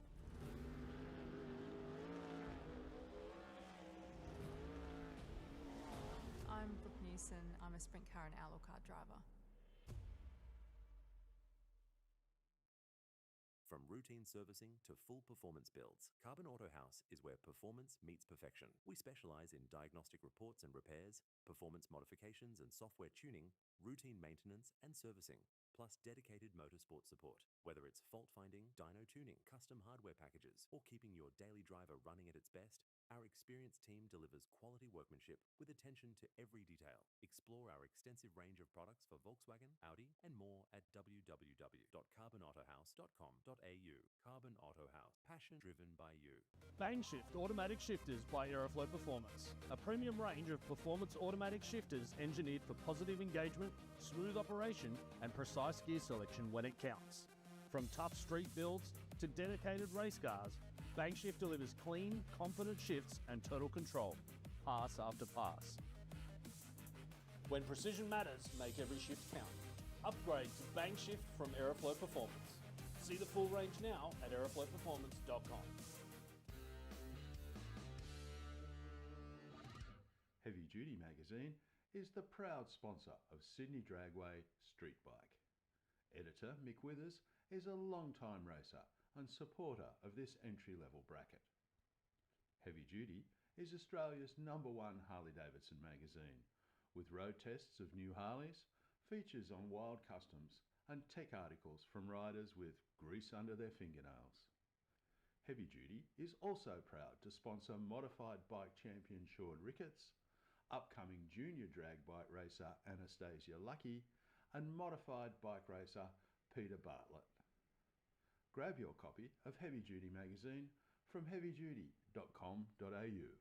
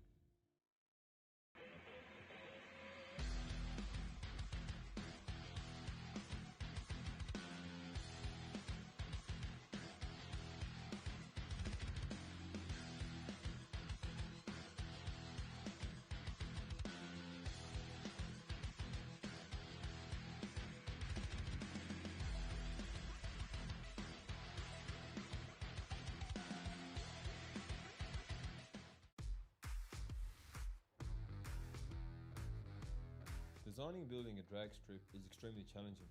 The lives of people are at stake. There is no room for error. My name is Frank Tarabay. I'm the owner and managing director of Every Trade Group.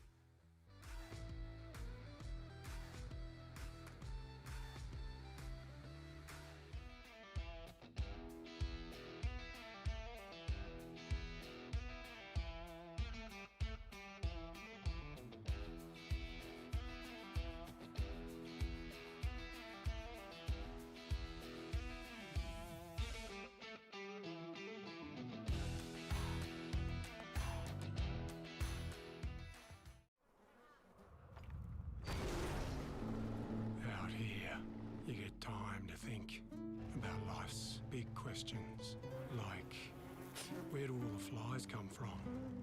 Do trains of thought have a destination? And another thing, how does an engine keep going? Out here.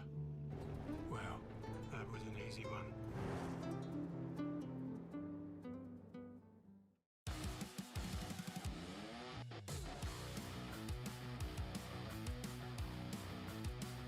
Drag racing, it isn't just a sport, it's our legacy.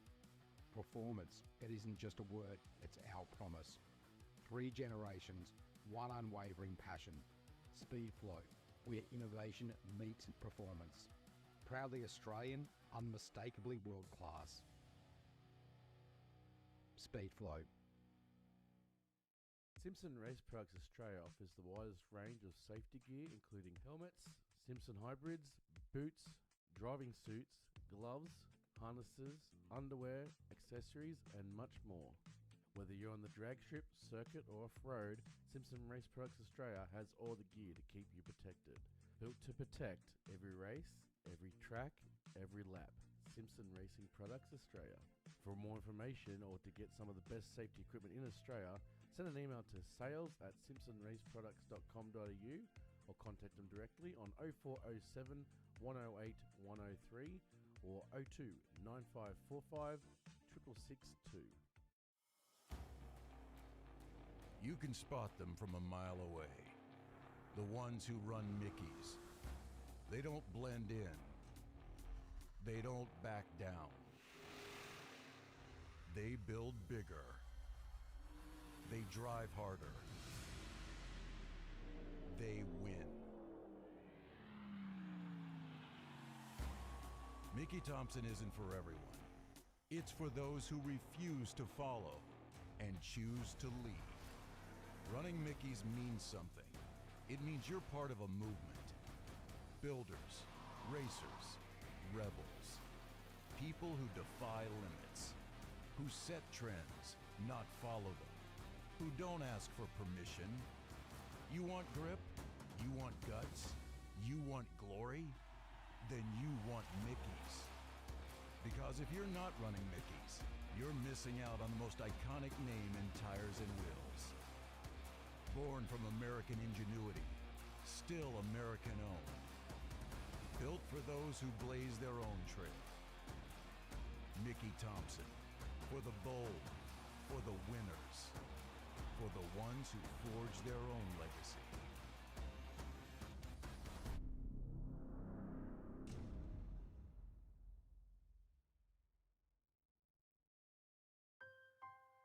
We've always had a few cars.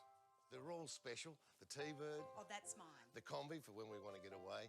The XR8. It's going to be a classic. They're all insured with Shannon's, We've also got Shannon's home and contents cover. which helps protect our automotive collectibles, tools and memorabilia in the home and garage. If you're motoring enthusiasts like us, it's got to be Shannon's. Shannon's, insurance for motoring enthusiasts. Call 13 46 46 for a quote. X-Pro Ignition by Aeroflow Performance. A complete range of high-performance spark plug leads, ignition coils, control boxes, distributors and supporting components. Engineered for stronger spark, sharper throttle response and total ignition control. From street builds to serious race applications, X-Pro delivers the spark your engine demands, with reliability you can trust. Don't leave power on the table. Upgrade to X-Pro Ignition from Aeroflow Performance. See the full range now at aeroflowperformance.com.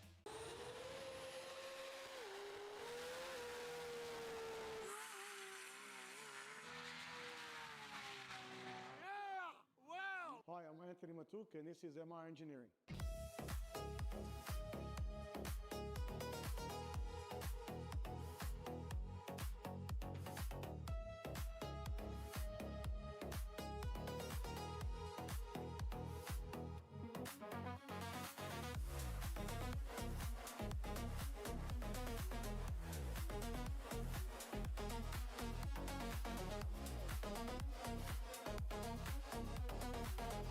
Hi, my name's Jenna. I'm the team coordinator for Volante Rosso. We're here at Phillip Island where we've got our Radicals and our GT3. They're currently out on track and they're the champions of the weekend. However, we wouldn't be here without our partners Pack Lease, who are the real heroes who help us get here. They help us get to any event that we need to go to, including race weekends, media days and track days.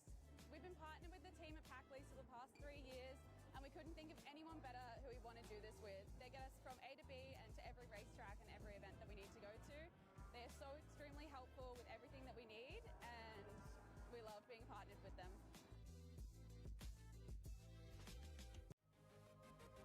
Boosted by Aeroflow Performance. A complete lineup of high-performance turbochargers, external wastegates, manifolds and turbo accessories.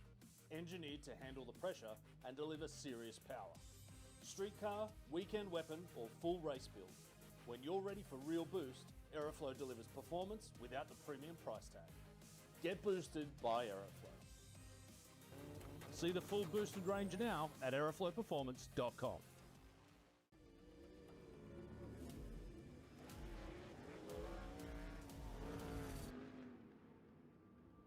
I have this incredible drive to succeed. I've just got this ambition, I want to get on the podium. I think there's a lot of people that have an older mentality and don't think women belong in motorsport.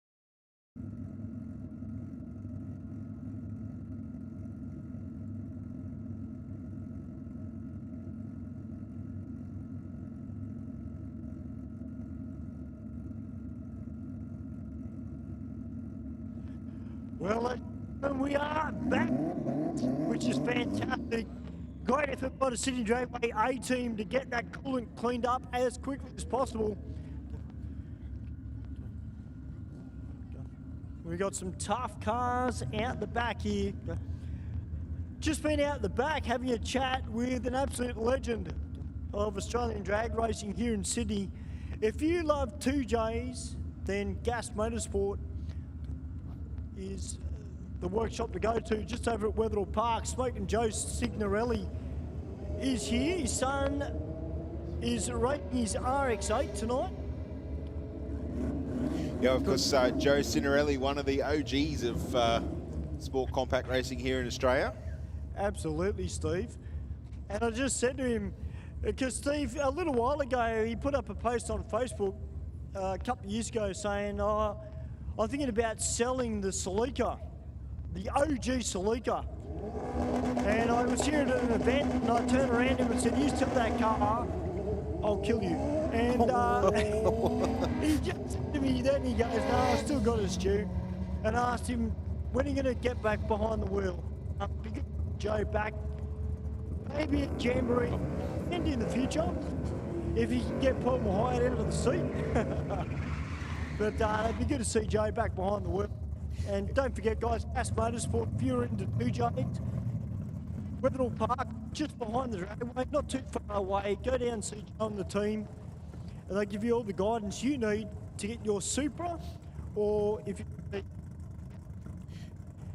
Exactly right, Stuart. It's been a hot minute since Joe's been behind the steering wheel. I'd hate to have a guess at how long it'd be, but I'm sure with all his racing experience, the muscle memory would work pretty well for him. Yeah, I agree with that. Yeah. All right, the whole Ute out in front. And away from the start line with a 177, 60 foot through the finish line, 11.23 with a 2 at 122 miles an hour. And 13.7 at 99 miles an hour. This is one tough queue, isn't it? Yes. Yes, it is, but I'm sure, I don't know how you managed to look at the queue and what's in the other lane. Oh, it's the noise that attracted me across. Yes. Of course, we have a very nice looking Porsche down there in the Aeroflow lane. Oh, Huey just carried that left-hand wheel. And we'll get through the finish line, 9.94 with a 137 miles an hour. Identical speed almost for the Porsche, but just a little bit slower away from the 60 foot. 10.6. Yeah, wow. 10.6 at 137, but the HQ into the 9s. In the meantime, the little Honda R. See the pass? Very... Yes, yeah, didn't get off the start line as cleanly as she would have liked. But as she said, they've changed a bunch of things, so there's a few things they'll need to sort out. Yep. Nice and straight all the way down the track. That is one tick in the box. So the Rocket Lane's going to take this one out, Mark. 13.0 at 113 miles an hour. And 12.1 for the Aeroflow lane. We've got the Falcon up against the Beamer. Yeah, the BMW long roof down there in the Rocket Lane, taking on a very nice Falcon in the Aeroflow lane. I think the rear wheel spun a little bit for the Falcon, but the BMW 1.8 seconds to the 60. Falcon's going to lead to the finish line though. 11.89 with a 3 at 115 miles an hour. And 11.2, 123 miles an hour also. But the 60 foot was just way off on the Falcon. As you're saying, it just turned tyres off the line, and he did pedal it a bit to get it going. Yeah, that's right. I dare say no traction control there. No. It's maybe the driver's butt cheeks and goes, oh, it's spinning the wheels. Yeah, your traction controlled as your accelerator pedal. Yeah, that's it. All right, so a couple of tough Holdens in the next pair to make their way down the quarter mile here. Got the VZ up against the VX.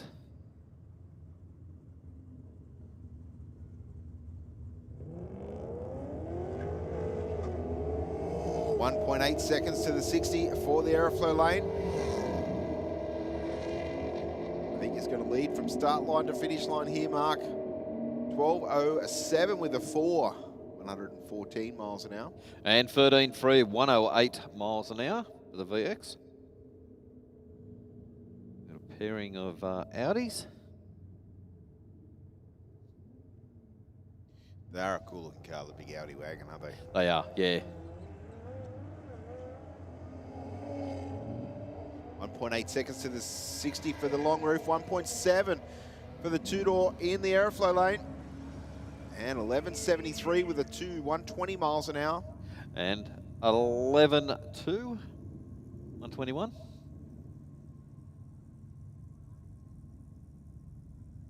All right, classic Ford versus Holden battle down on the start line in the next pair.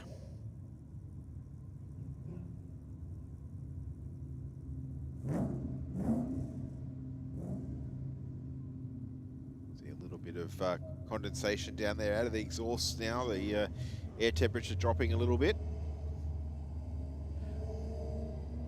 Well, definitely couldn't get the Falcon off the line. Had a shot at the tree though. 14.37 with a 5, 97 miles an hour. That VL. Yeah, he got a little bit carried away at the end of the burnout there. I saw the whole side of the car from up here, Mark. That's not normally a good thing. It actually sounded a little bit more crisper than the last burnout. Yeah, much more crisp as she came up in the rev range this time. 1.9 seconds to the 60. Oh, the Toyota gets real squirmy. Off the Commodore real early too. 12.8, 70 miles an hour, way backed out of that one. Look at the ET for the wagon, 11.70 I think it was, 135 miles an hour. We'll just throw that up on the Sydney Dragway big screen. Keep your eyes on the car in the Aeroflow lane, left of screen. Good catch there from the driver, but didn't give up. Got back into the throttle. The Turbo 1UZ in the wagon. So, fellas, I got a little bit of bad news tonight, Mark. If you wouldn't mind just passing it on to Benji for me, please. Yes. There's no rotaries here tonight, so I haven't got some E85 up my nose yet. I'm sure.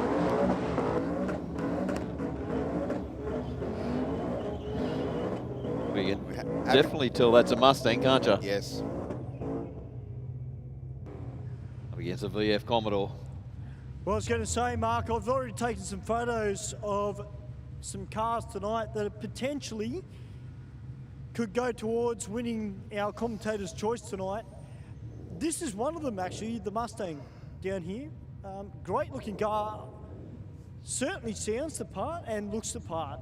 So we'll see what times it does.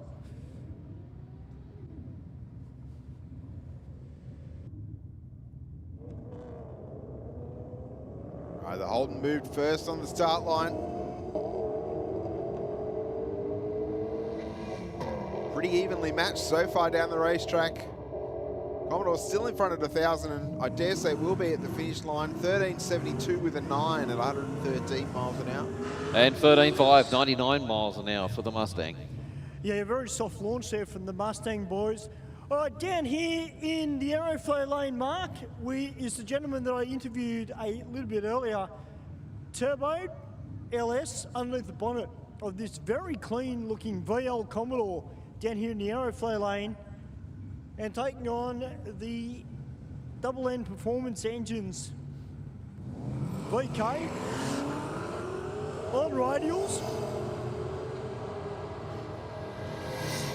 VK much quicker to the 60 foot, but then just at the 1,000 foot onwards, they're starting to pull away from one another. 10.93 with a 6, 126 miles an hour. And 11.9 at 114. You'd think that turbo would have just started really working hard at that top end of the track, wouldn't you? Didn't seem to come alive, did it?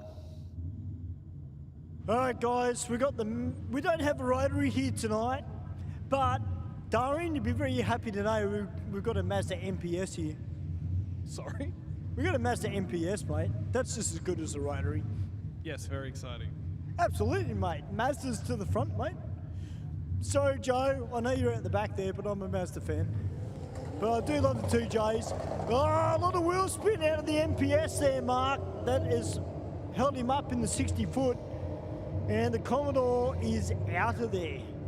Yeah, one of those drivers hitting the limiter pretty hard there out of the start line, but 13.25 with a 112 miles an hour in the rocket lane. And 15.3 at 100 miles an hour, and I think that was a Mazda that was bouncing the limiter pretty What, hard. that's not bad speed out of the Mazda, though. 100 mile an hour, 15 seconds. We know that there's a little bit of time to be made up on the launch there for the Mazda. And it is a Mazda. That's right, it's reliable. Sorry, I had to say it. Hey, Bushman. Yes. You will be. I heard you laugh then. Thank you. You grew me. Hey, mate, X-Taxi's in the house tonight. We love seeing this orange Falcon here.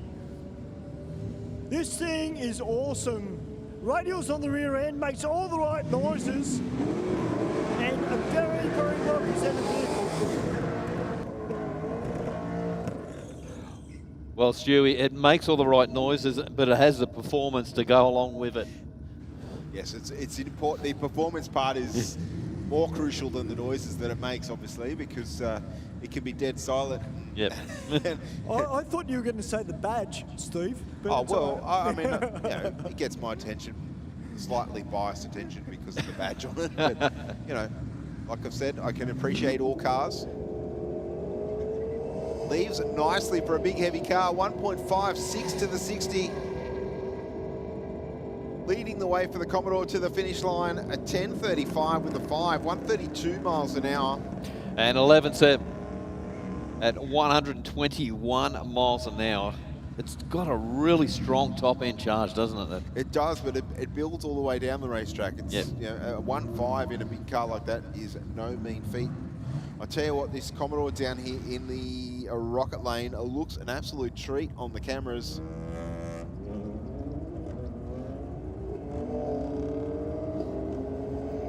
BMW, I think it is, in the Aeroflow lane is definitely going to take the win here, though, but the Commodore will chase him down as best as possible. 10.50, 134 miles an hour for the BMW. And 10.9 at 100 miles an hour. So they must have backed out of that pretty early. Yes, does appear so. Interesting that that BMW wagon just went down, because I was flipping through Facebook today, and there's actually a race team in Europe, Steve, yes, that have got a BMW wagon that's going to be at the GT event coming up as well. Think of all the downforce they can get off the roof. Yeah, there's plenty of it. That's it. Oh, gee. Humble having a good look at the wall there on the leave. Oh, a lot of smoke out of the Commodore as it got to around half track. Please let there not be anything on the racetrack. 10.38 with a 2, 131 miles an hour. It was 105 at half track, 1.5 seconds to the 60. Hummel went out of there, 18.2, 37 miles an hour. So once that moved around like it did off the line, he just cruised on from there. I did catch, I think, Humble off the start line. Keep your eyes on the car right of screen. Hung back a little bit on the leave, and the car just turned instantly round to the right. And right at the end of that clip, we saw the Commodore starting to make smoke at around the half track mark. Yep, great save from the Honda. Yeah.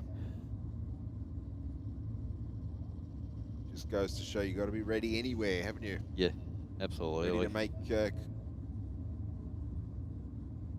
corrections wherever needed, although typically with the Honda it's from half track onwards.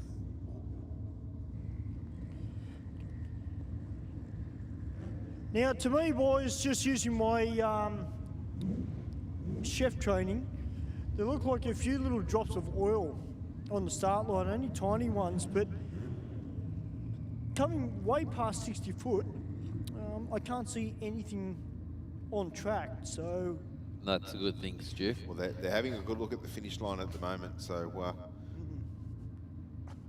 just check the lane and let's see what the officials come back with. Of course, we can't afford to have any sort of fluid on that racing surface. Not at all. Especially the two cars we're about to send down there as well. Looking at the car, I think that's the car in the camera shot there now, driving back along the return road. There's no smoke coming out of it at the moment, so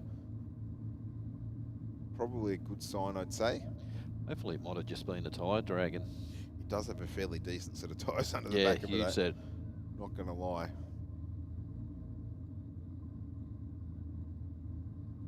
Well, looks like the officials happy with the racetrack.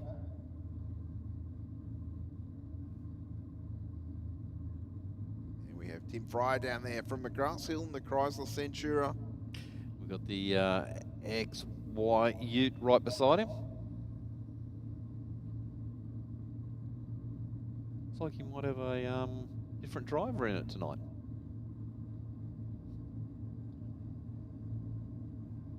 Trying to think off the top of my head. It's a James Owen, I think it is, if it's the car I'm thinking. Yep. So he injected. Apologies if I'm wrong.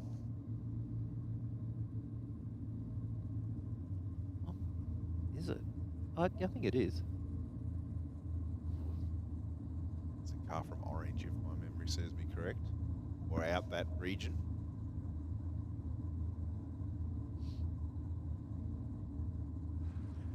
All right, Well, the red tell you lights. Sorry, Shiv. I was just about to say, Steve, it's good to see Owen here tonight in the Falcon. Well, I think it's Owen. Yeah, that's why I've just said the same thing. Just said the same thing. The car is certainly a very nice and fast utility.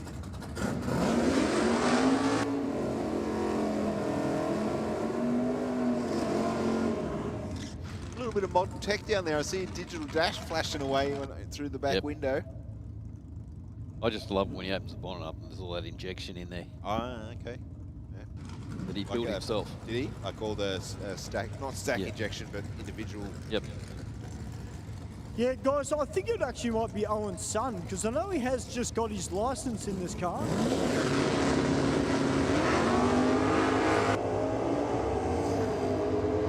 Both cars away okay. The Centura had a little bit of a wander around off the start line, but we'll get to the finish line first. 10.001 with a 10.001 at 136 miles an hour.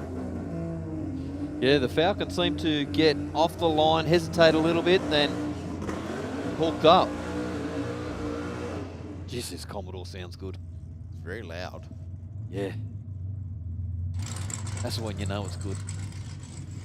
All right, guys, we've got Pro 416 out on track now. This Real Street licensed car. Of course, for those people that are new to drag racing, if you've got a Real Street license, you can dip down into the nines, providing your car meets the regulations. So four-wheel disc brakes, airbags.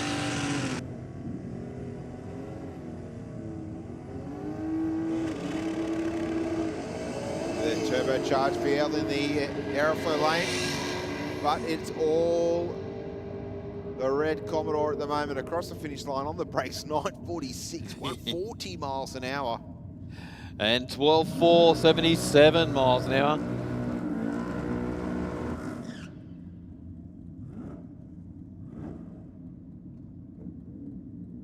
I do like this Tirana. Yes.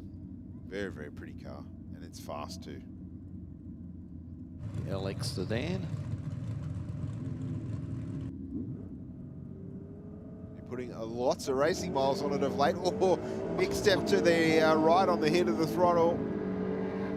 And around to the left. Geez. Unfortunately, I think I've just missed that when I've hit save. But I think that was enough out of the throttle. He's going to roll on through. That was a big move around at half track there. Yeah, very unusual for that car. It's usually out, gone, dead straight all the way.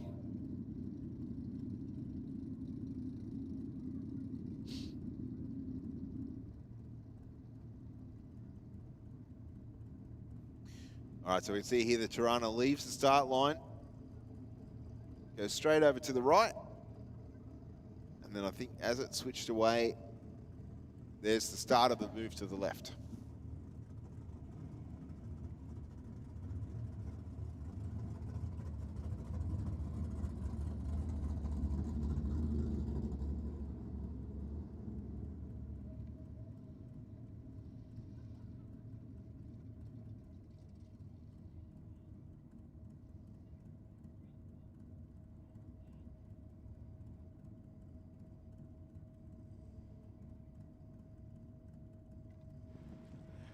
Well, guys, I'd like to welcome back to Aeroflow Race for Real a gentleman that gets a lot of credit through the motorcycle scene. And it's great to have him here taking photos tonight. Pesty Pictures is in the house. Of course, an absolute legend when it comes to action shots. You catch him on the old road or down on the Royal National Park, taking photos of the bikes. And I've seen some of his photos, mind you, and they are great. They are really, really good.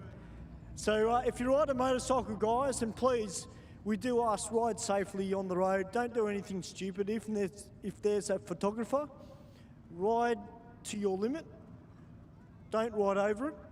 But you get some great photos going through a corner, and Pesty Pictures has been doing it for a long time and always does a great job. So guys, check out his Facebook page, Pesty Pictures. I'm still going to get a photo, Pesty, of the pocket rocket going through the corner too, mate. I need a photo of it. We're going to get that organised. One Sunday, if I get a Sunday off.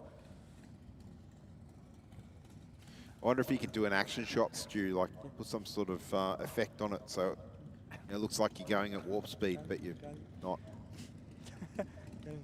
Well, I'm sure that's doable. Actually, speaking about action shots, Bushman, I Yes. don't know if he's watching the live stream or if he watches the live stream, but the other Bushy, the crazy Bushy, I call him, because you're the serious Bushy. The other Bushy is Bushy Williams. He's the crazy Bushy. It was out here the other day. We were doing the 2200 event. Yes, he was. Well, Yes. he actually sent me a photo on Facebook that he'd made of me riding a missile over a racetrack, which is really, really cool. I wouldn't mind getting that Beauty on of the shirt. AI, just eh? quietly. Yeah, I wouldn't mind that on the shirt. I reckon it looked pretty cool, actually. But big thank you to Bushy Williams, absolute legend of motorcycles and the drag racing scene. Always a great supporter of people that ride on two wheels. And don't forget, guys, bikers supporting country towns. They do a lot of great charity work as well around the country. So get out and support them. Yeah, I mean, there's so many different charity organisations out there, aren't there, that without their support and the donations that they actually make to bigger charities, that there'd be so many people that would be disadvantaged. I mean, I know my parents live in a little country town and out west, near Mudgee, and they were saying not long ago there was a report of a charity shop in one of the towns nearby. They over their 13 years in operation. Now, I don't believe that the people that man the shop, I believe they completely volunteer their own time. In the time that they've been operating, they've not only been able to purchase the building that they've used as the shop, but they've also donated over $1 million to a number of different charities in the community, which is astonishing. That's nearly $100,000 that they take in, actual profit and then turn that back into the community.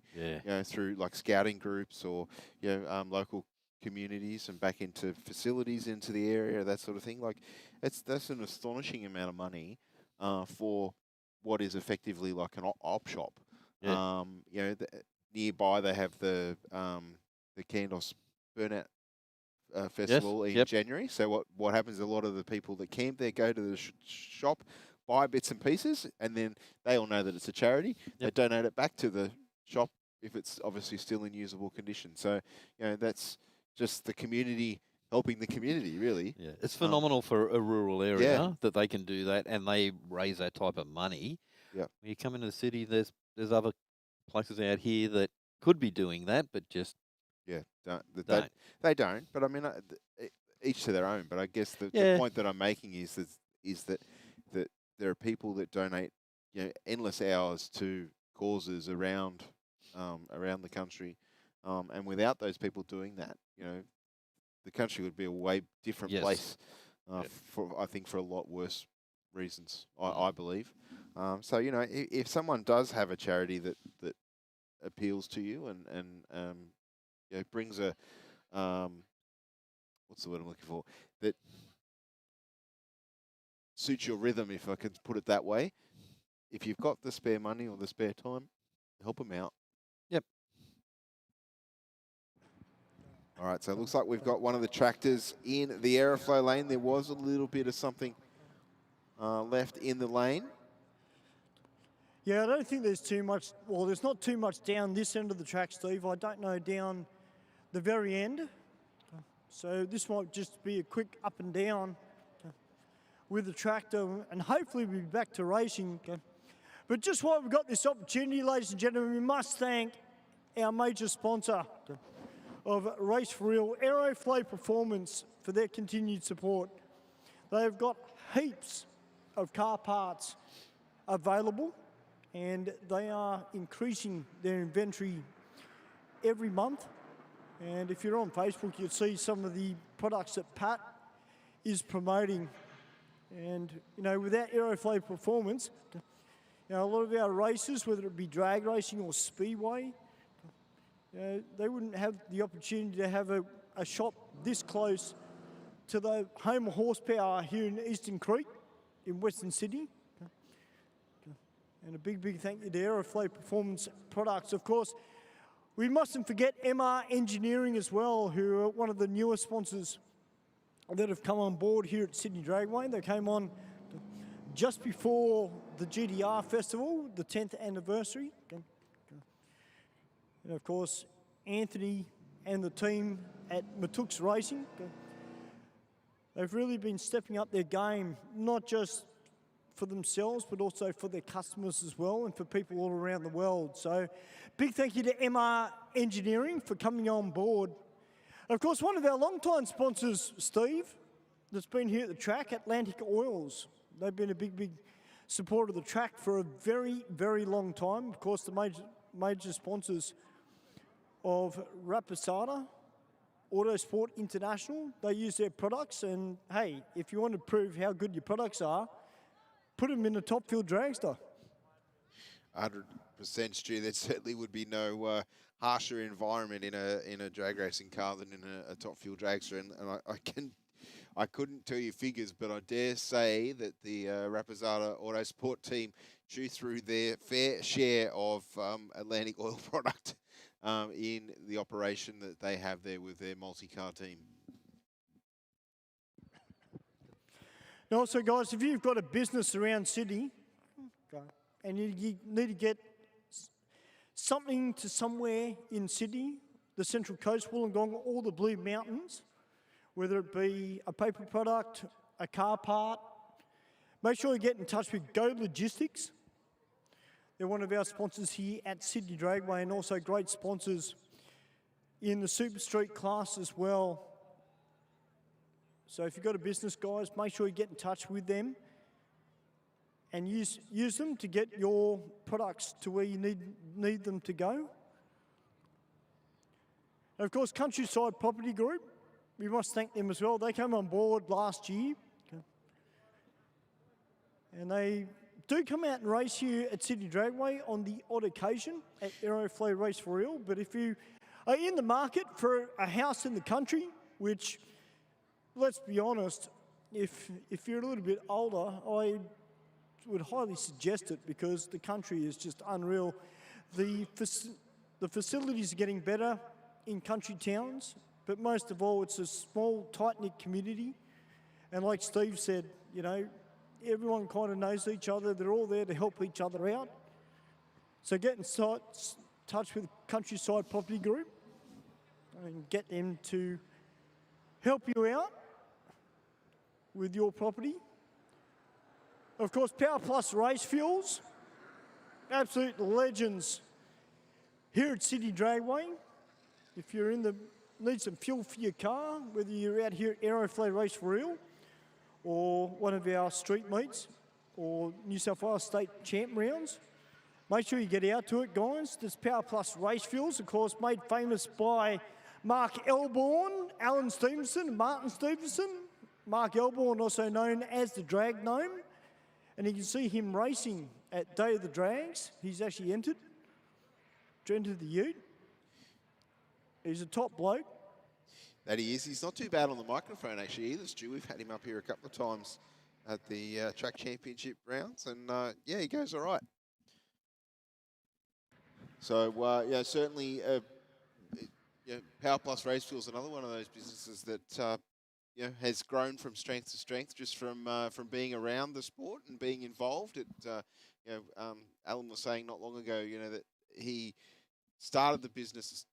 Sorry, Martin was saying that he and his brother started the business as a bit of a side gig, and then just through getting involved in the racetrack, getting the name out there, people saw that the product was a good product. It's now turned into a full-time job for his brother. So yeah, that's good. I mean, yeah, it's grown from basically a side hustle, if you like, just to giving someone full-time employment. It's always a step in the right direction.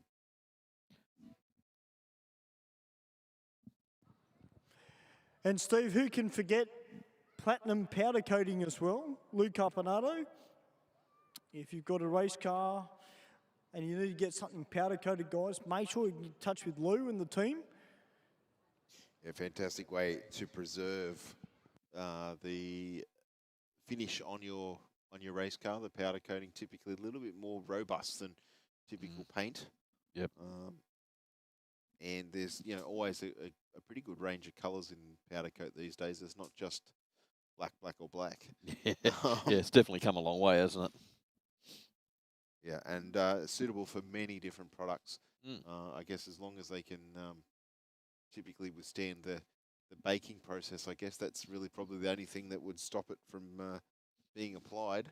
I did see one, a show I watched on my YouTube. They done it in a chrome paint. Oh, and yes. usually they very dull and I've seen. Yeah, it looked like chrome. There's actually some pretty cool chrome type products out there now. The problem, I guess, from my point of view, being a little bit skeptical, is the AI stuff you see. They go, oh, look how clean, look how smooth it comes on. Of course, chrome is one of those things that any little imperfection stands out like no tomorrow. You go and invest all the money in the product, and it's not as good as what they show on the ad. You'd be a little bit disappointed. But yeah, definitely, there's a lot of different paint type products out there. But yeah, certainly powder coating is one of those that has been around. Thank you. That's been around for a long time, and a tried and tested method of applying a finish to a surface that's fairly durable. Yeah.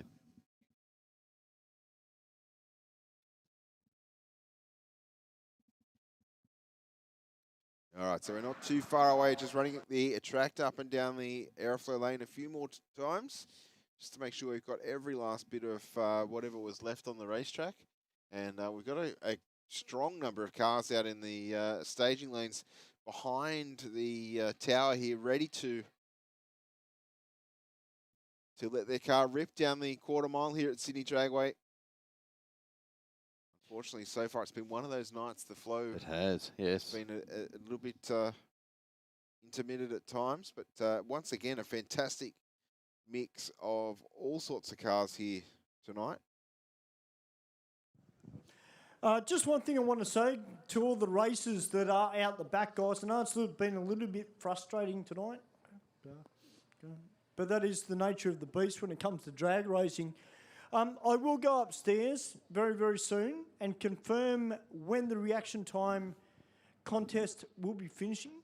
So whoever's got the fastest reaction time and hasn't won it in the last 4 weeks, we will endeavour to find that out. So hopefully they might push it back till 9:15. They may push it back a little bit later. So just to all the racers, guys, please be patient.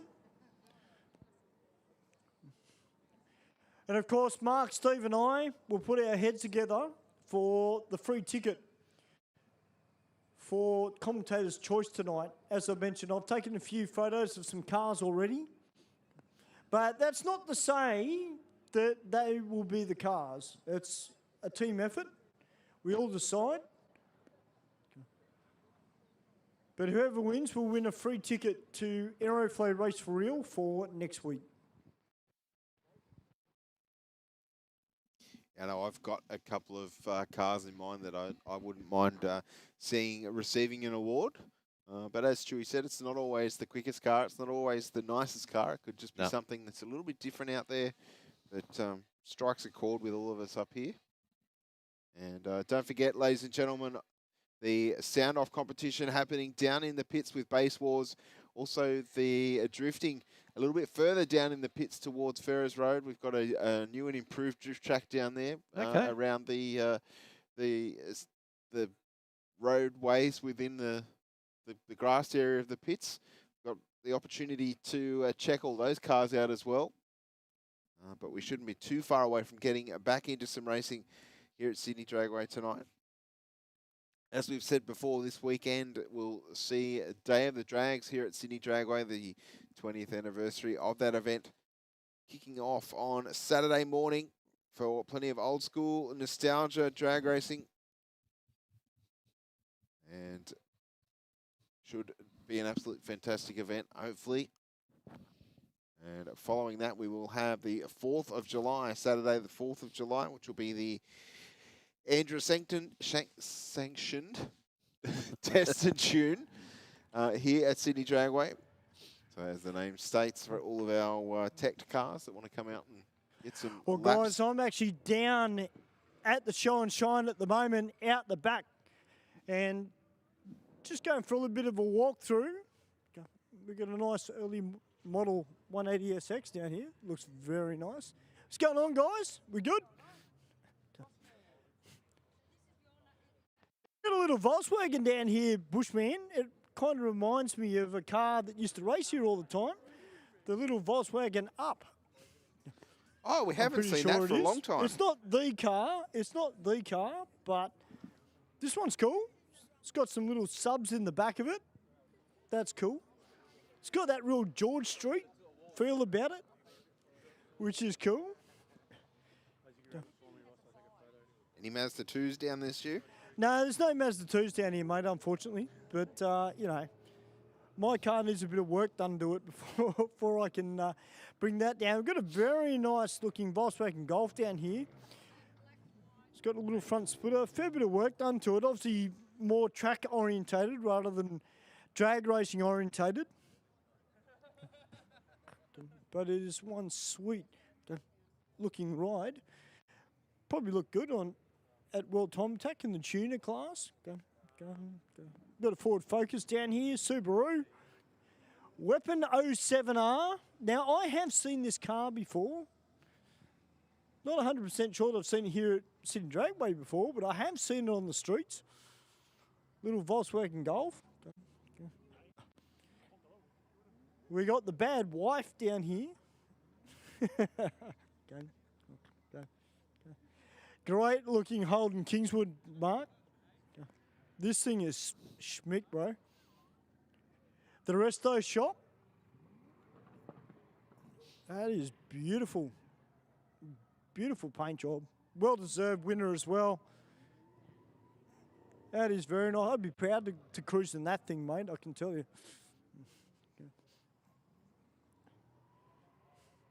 So yeah, a few golfs down here. So don't forget, guys, our end-of-month meet here at Sydney Dragway at Aeroflow Race for real. Put your car on display. You never know. You might win an award. And it's great to see a group of Volkswagens down here. We've got It's Next down here. Now, this is a Commodore we have seen here at Sydney Dragway before. It has been drag racing.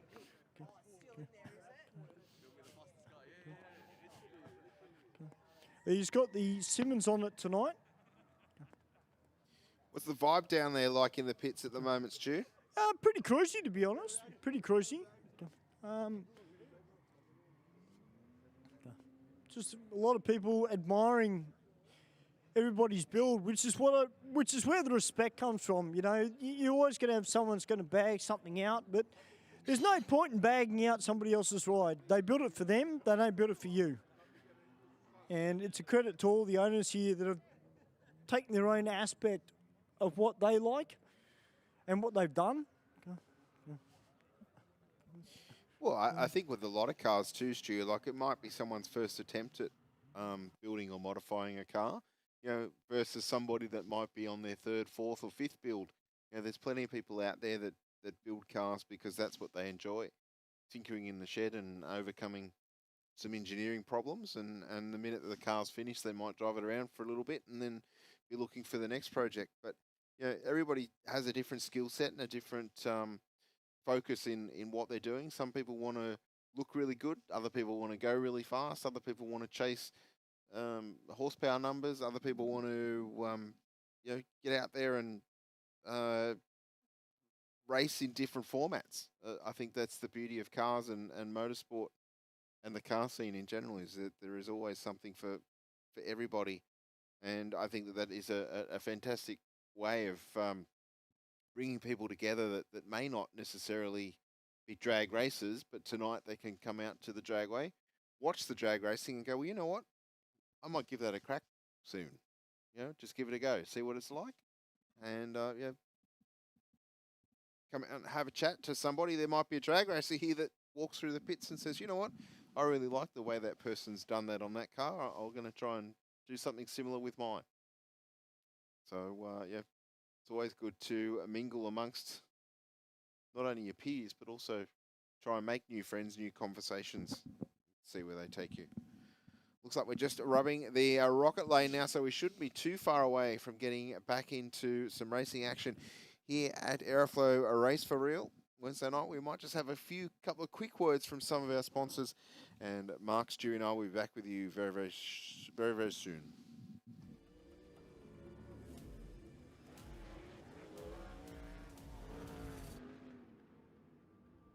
I have this incredible drive to succeed. I've just got this ambition, I want to get on the podium. I think there's a lot of people that have an older mentality and don't think women belong in motorsport. And that's one thing I'd like to prove a lot of people wrong. It's you in the car and it's your ambition and your drive to win. As soon as that helmet goes on, that's it.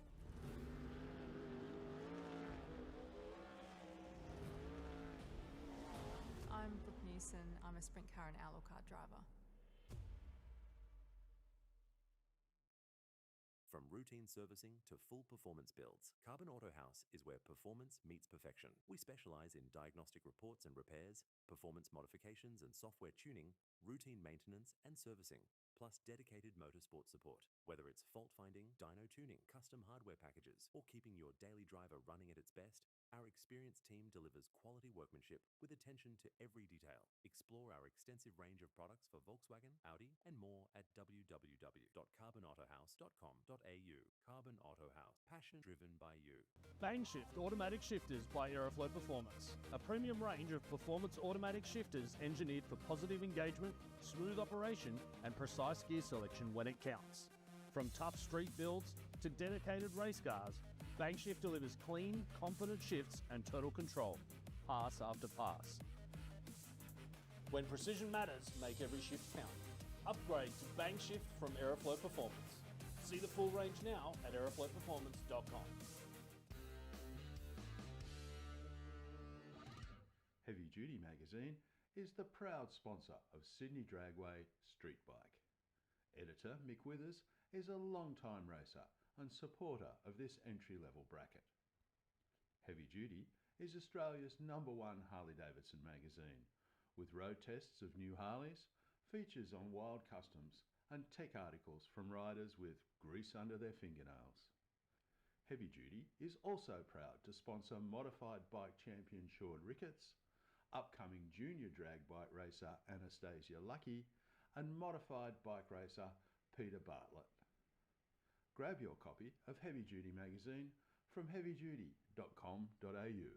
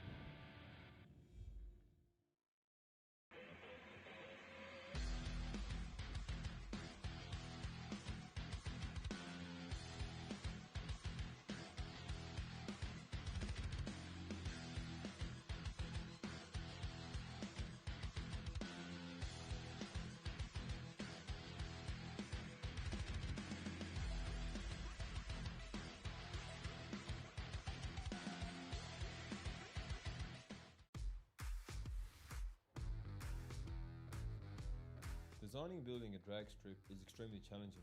The lives of people are at stake. There is no room for error. My name is Frank Tarabay.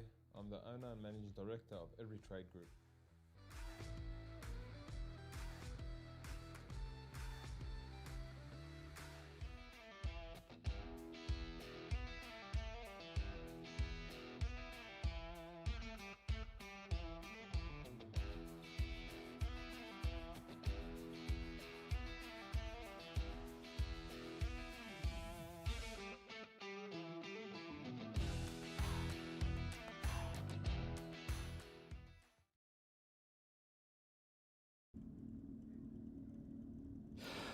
Well, guys, our A team have done their best again. We're back into racing.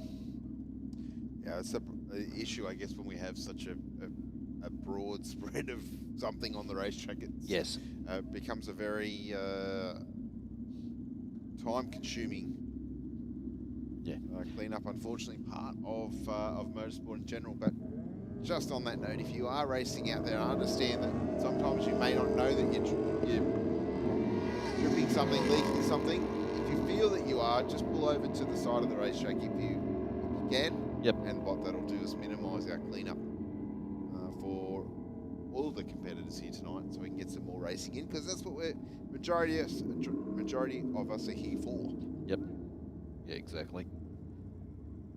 And probably what we've had has been the worst types It's of. been a while since we've had this sort of breakages. Yeah. And sometimes the different fluids are a little bit more difficult to clean up.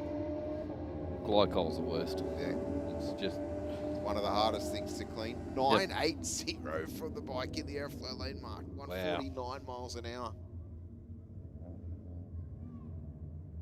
Yes, but the Dragway does its very best to get us back onto racing conditions as quickly as possible.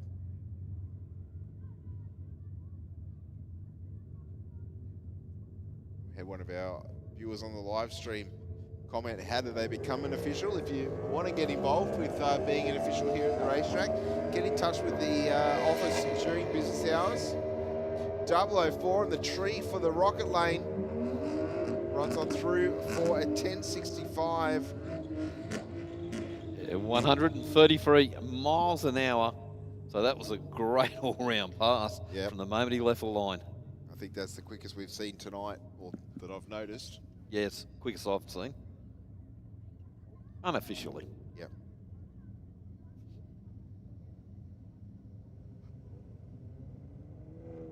Oh, that's better. Triple O. Gee. Triple O, first timer too in the airflow lane.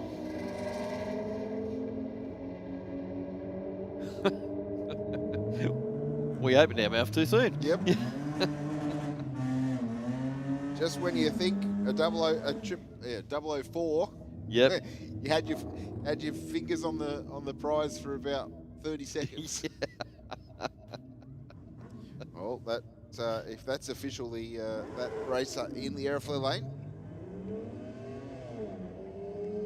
it's going to take home free entry into next week's event. Yep. Rufia taking on the Falcon here.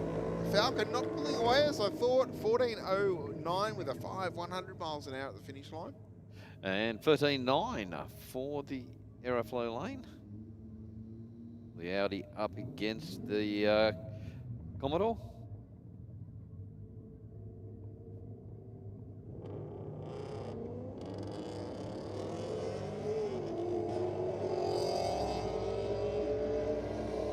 The 86 trying his best to keep up with the Commodore, but just the Commodore just pulling away, had the extra 4 cylinders and another more than double the engine capacity. Yeah. I was giving him a compliment. I was calling him Audi. Yep. In fairness, I didn't catch it on the camera there before he left the start line. It was a white car though. So yes, it was white. Yeah. Black cars look good, but they're hard for me to see in the dark. All right, our next pair rolling through. We have a Jeep. Yep, and in the airflow lane, I think that's the one of the Tiguan's.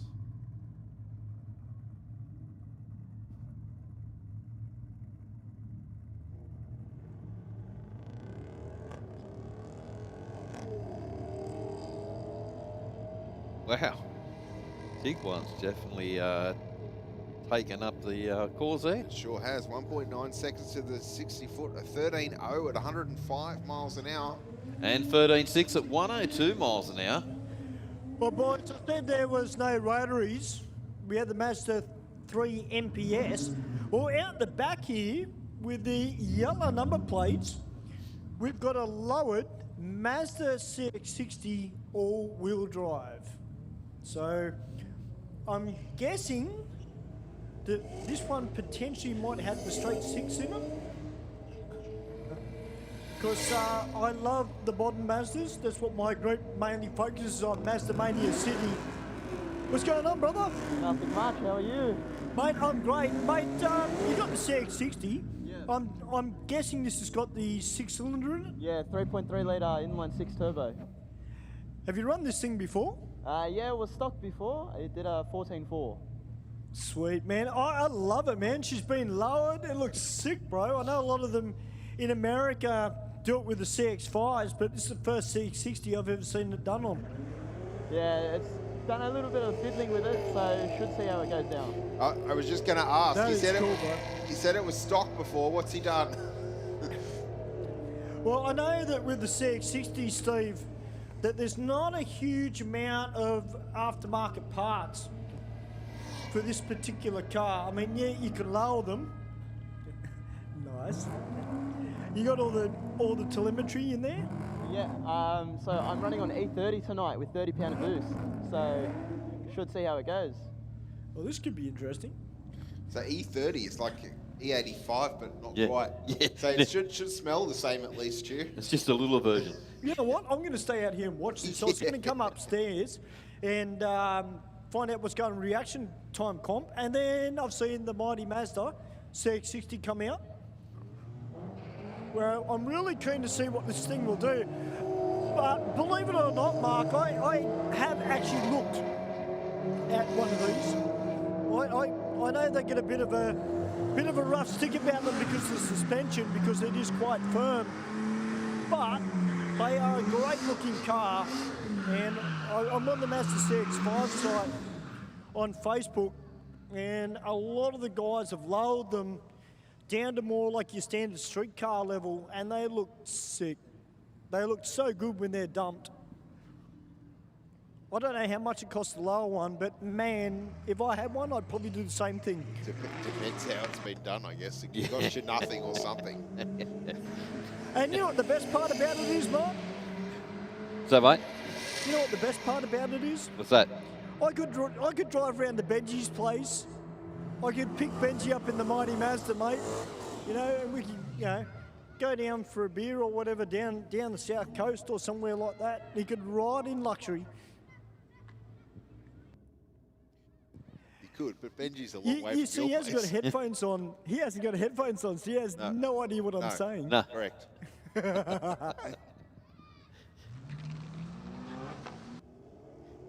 All right, the 300C leaves the start line just over 2 seconds to the 60 foot. Ben mumbles something in the background about Stu.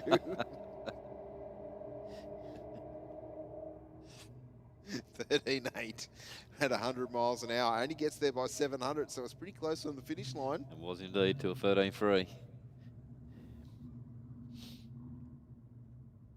What do they say in the 12th man? Comments from the super coach.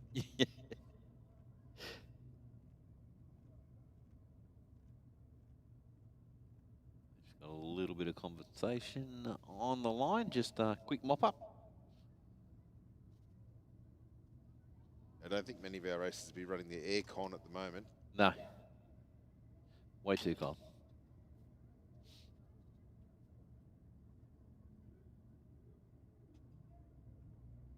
All right, next car going through the burnout procedure. A BMW in the Aeroflow lane.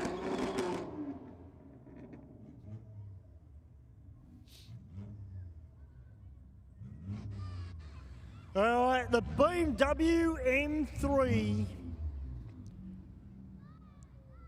Probably, you know what, I'm going to go on a limb, Steve, and say probably the most famous model for BMW is the 3 Series. Across all generations. definitely got a bit of a cult following worldwide. The M3s, one of my workmates did the BMW tour yesterday in Munich. Oh, over, right. Whoa! Oh! Just got the wall there.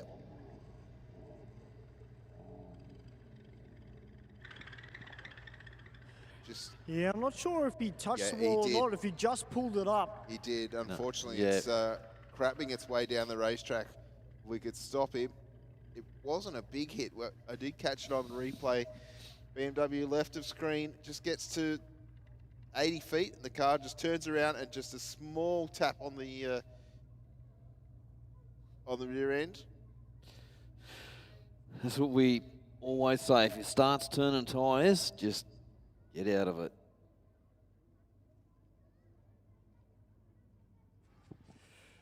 All right, boys, it looks like we've got a little bit of oil that has come out of the car. There's a few spots down here, so we're just going to go down and double check it. I don't know if it was spinning the wheel. I don't know, it just all of a sudden turned right. But as Stu said, if there is something out of the car, then perhaps that's what's caused it. But it was ever so slightly tapped on the on the wall there. So hopefully not too much damage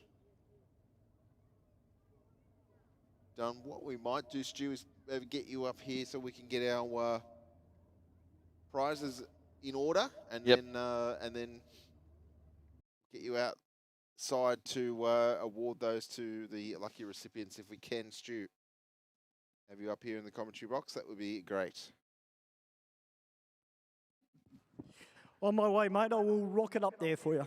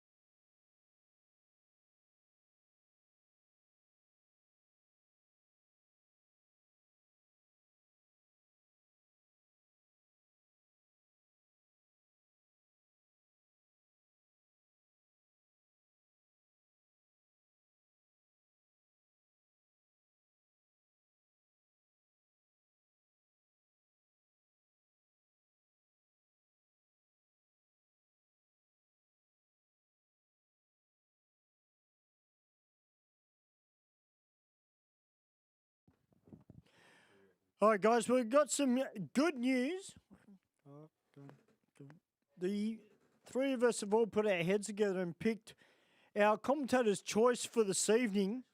And the winner of the free ticket for commentator's choice goes to X Taxi. So I'll be down there very soon to get your details. Congratulations, guys. I'll be down there very, very soon.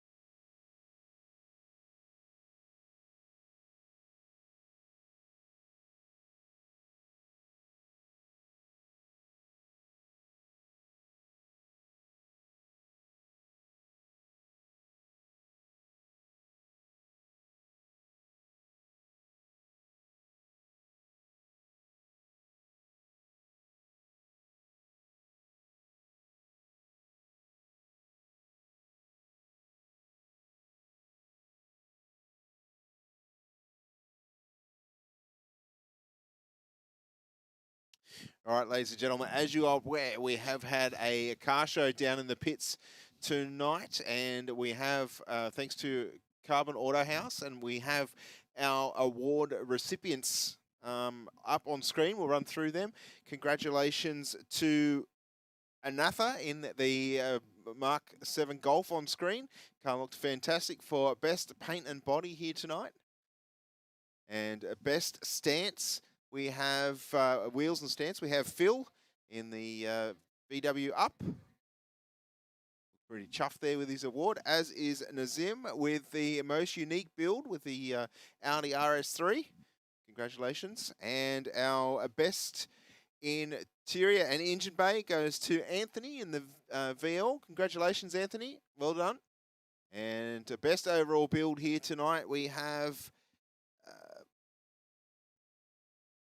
Adam in the HQ, a very nice looking HQ there. Supercharged V8 on board, full leather interior, so I've been told. Looking absolutely splendid there under lights. I know that certainly got Mark's attention. Congratulations. Yeah, it did indeed. Yes. I hope you many happy... Bad wife. I hope you have plenty of happy miles driving around in that with a big grin on your face like you've got there, I'm sure. It wouldn't be too hard sitting behind the wheel with that. Congratulations to all of our winners for those awards tonight.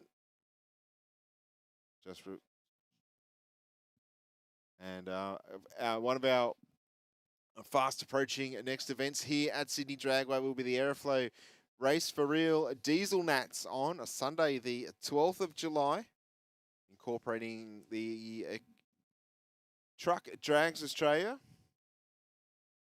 and the 4B Nations. It's going to be a huge day. It's going to be absolutely fantastic. As I said, we've get all sorts of trucks here, from prime movers to tippers to Pantex to buses even. We've had a couple of buses. Yep. So anything that you might have at home that you think you might want to race down the quarter mile just for a little bit of fun, get in touch with the racetrack, enter your four-wheel drive or your truck, That's a big one too, and like we're incorporating four-wheel drives. Like Yes. four-wheel drives are a full-on night, so They are, but we're for doing it on a Sunday to yeah, give it's us more gonna be time. great. So all the four-wheel drives will get even more runs. Yep. So looking forward to that as always. And it looks like we've got our racetrack back in a raceable condition. Our next two cars sitting down on the start line. Looks like we've got a AMG A45 down there in the Aeroflow lane. Taking on the BMW, I think it is, in the Rocket lane.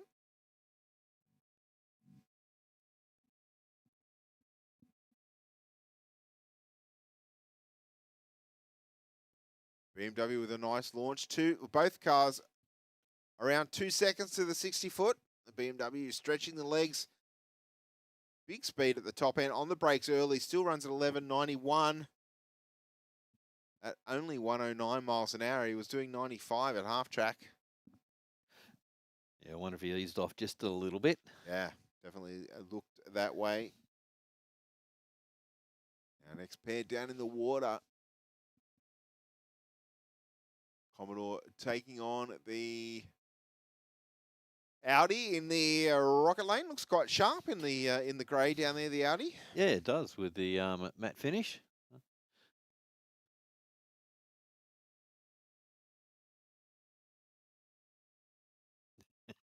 Yeah,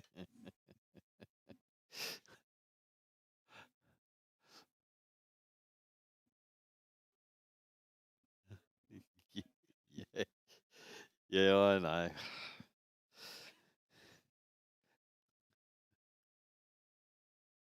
Oh, someone's missed a gear. Well, I think the Commodore, a little bit of smoke out of it after that mishap on the gear shift. Just cleaned a bit of the carbon off the valves. Yes. 1270, 117 miles an hour still though, to a 12.12 for the Audi in the Rocket lane.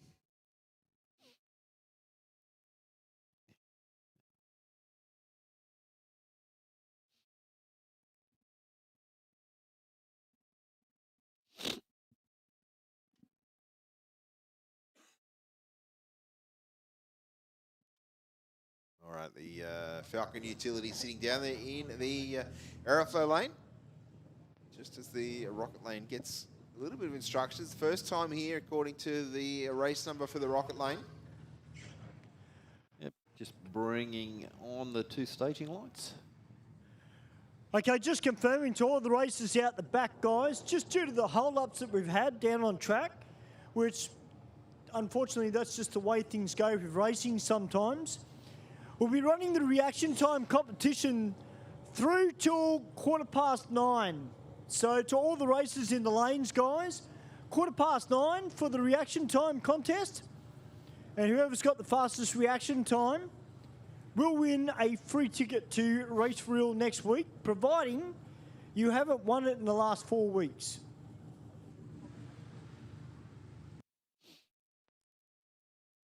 Well, I've got my money on one of two that I've already seen tonight. Yeah, me too. But anyway, we're not official. In no way, shape or form official. No, it needs to be. The only power we've got is to pick who takes home the commentator's choice. We've got the Mazda down in the Rocket lane up against the BMW.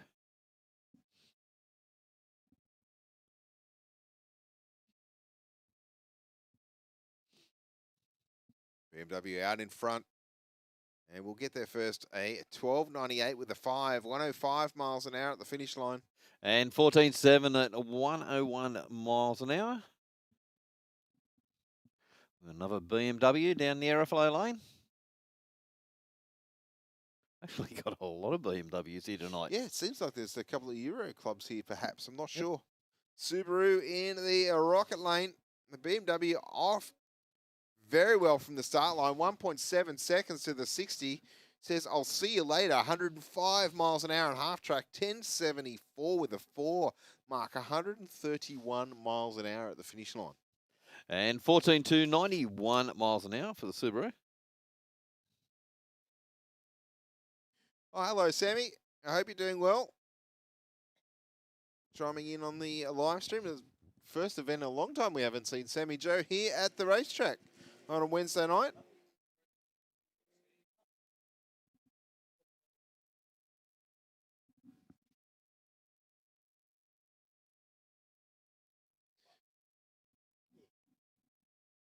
Pair of BMWs rolling up to the start line. Rocket Lane away nicely, 199 on the tree, but 1.6 seconds to the 60. Straight down the center of the lane. And a 10.56 with a 133 miles an hour. And 12.5 at 112 miles an hour. Hey, Sammy, good to see you tuning in on the live stream. Hey, Sammy, I got some news for you. Well, actually, two lots of news. Number one, I haven't touched your race car, so it hasn't been washed or detailed yet. Secondly, Brian's not here racing it, okay? So just letting you know, okay?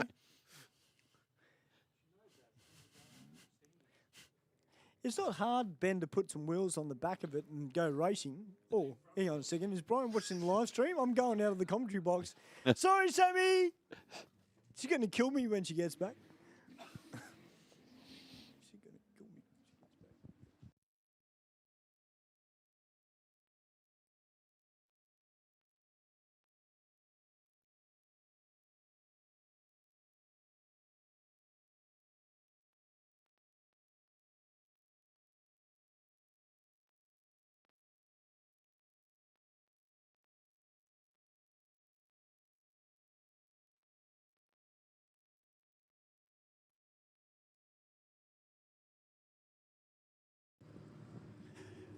Yeah, so we got a whole heap of Commodores out here tonight, which is great to see, because last few weeks we've had a lot of Fords, good to see the Holdens.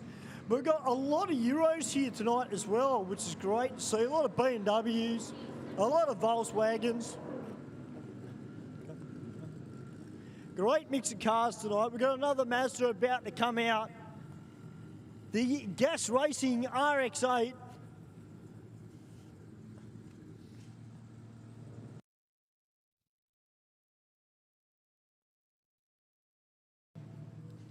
Stu, Sam has just said wheels are off it and on stands. You can still clean it, Stewie. Yeah, but I got to roll it out of the garage to do that. No, you don't. No, yeah, she knows how much mess I make when I'm cleaning. You can waterless wash it. Yeah. Yeah, no, I don't waterless wash. Absolutely not. Admittedly, though, Steve, Sammy's car is the easiest car to clean because it's a matte paint job, so I don't have to polish it, so it's good. I thought they were always harder to clean because they were matte. Yeah. Means all the stuff sticks to it. Definitely don't polish a matte car. No, because if you polish one bit of it, you're polishing the whole thing. And it goes from matte to shiny. Yep. I don't know, maybe she wants me to drive it and run a PB in it. No, but Well, there's only one way that will happen. that's right. If you 52 kilos of rocket power, mate. You just never know. borrow it. Now, what a lineup we got tonight here at Aeroflow Race. Real great mix of cars. And believe it or not, boys, and you know how much of a chicken I am when it comes to cold weather, it's actually not too bad down here, surprisingly. It's not super cold. I didn't bring the big jacket tonight, so that's saying something. Well, I can tell you it was brisk this morning, that's for sure. Oh, yeah. Yeah, well, it was cold this morning. I didn't get out of bed till very late, but... Don't rub it in. Well, you know, it's my Saturday today. Now, this car that's down here in the staging lanes is Falcon. Now, I saw it in the staging lanes, and, you know, from a distance, I thought, you know what, it just looks like a standard Falcon. However, it's got skinnies on the front, it's got radials on the rear end of it.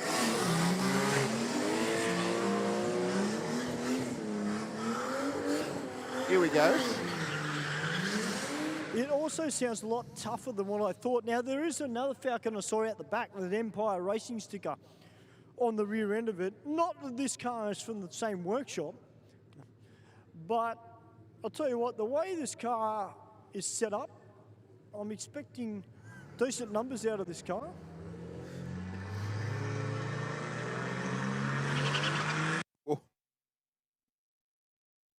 Mazda having a big step sideways.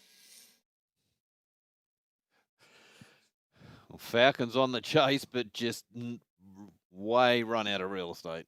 Yeah, 13.89 with a 135 miles an hour What? in the Aeroflow lane. Wow. Well, someone turned up the boost. Yeah, by a triple. Yeah. Now, Stewie, just while we've got a quiet moment, we've got a little golf rolling up to the start line in the rocket lane. Sammy said you can drive her car, but only if you race it with the full 150 shot of nitrous. Now, I don't see how that's a... that's not a bad thing. No, yeah, yeah. I think you should take her up on that.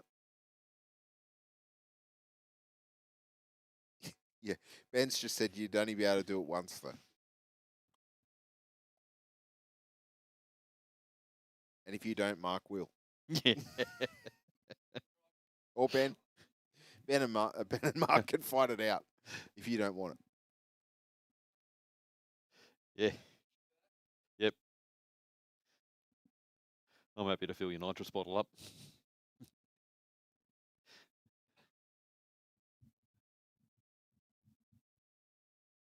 All right, I hear a hood exit exhaust. There must be a Honda coming up in the next couple of races. Sounds that way, doesn't it? A VW Sirocco in the next pair. Golf on the start line. Not quite sure what is in the Aeroflow lane from here. Driver just getting a couple of instructions. Yeah, a couple of first-timers sharing driving duties, I dare say. It's good to see the P-platers doing the right thing. Getting off the streets and having a crack here at Aeroflow Race for real. I don't think anybody wants to see a young person wrap themselves around a tree or a telegraph pole.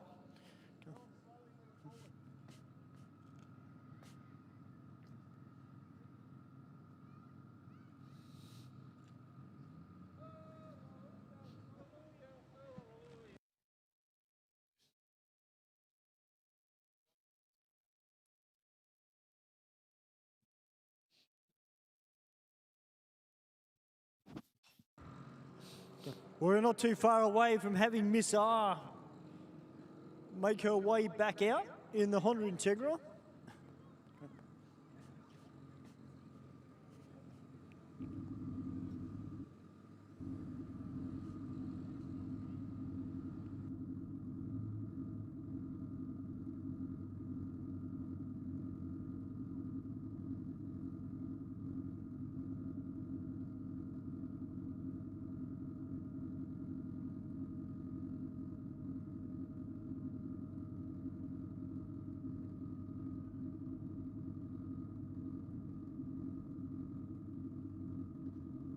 Another pair of hatchbacks rolling up to the start line.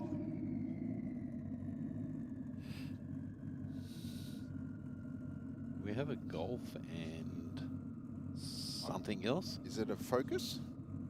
Can't tell. I've got taillights and that tells me nothing. No, we've got a Volkswagen. It's not a Golf, but it's an R. It's a Sirocco in the in the Aeroflow lane. Yeah, I was going to say Sirocco. We've got an AMG. Oh, it's an Mercedes AMG down here. Oh, I beg your pardon. I thought it might have been a what are the Focuses? No, the A30 AMG. Aha. Sirocco off with a little bit of smoke out the pipes. But I'll tell you what, certainly keeping up with the AMG across the finish line. Not too much in it. 0.3 of a second, 14.91 with a 5.99 miles an hour. And 13.4 for the Rocket. I've got this Commodore Bellina with a bit of help from the Khalidi Clothing Company. Because those guys dominate the team. They get right behind the burnouts. It's good to see one of their cars represented in off-street drag racing. Taking on the BMW M3, bit of wheel spin out of the M3 as he's hit the throttle, and the Commodore running on through half track, dead straight down the Aeroflow lane. And a very nice 17.03, 13.24 there. As Miss R comes out now, the all-wheel drive Integra. We're about to get some VTEC. Yo, it is happening.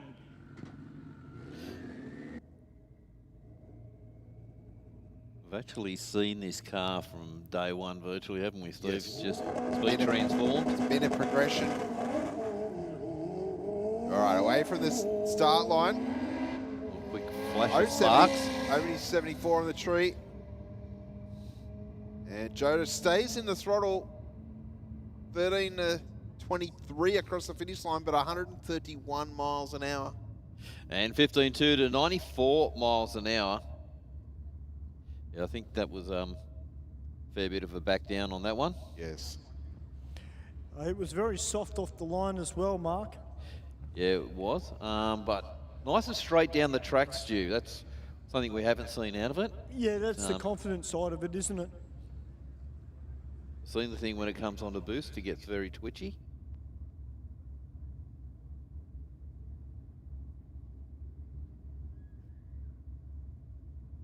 I guess that's the thing with anything like that is, you know, we see people here racing all the time, don't we, Mark, and go, oh, that person can drive, but we forget that they've been driving for 15 years in fast cars and can feel what a car's going to do a lot of the time before it actually happens. And, you know, Joda's out there learning in front of all of us, you know, and there's no shame in saying it scares you. At least that means you respect it. Yeah, absolutely. Yep.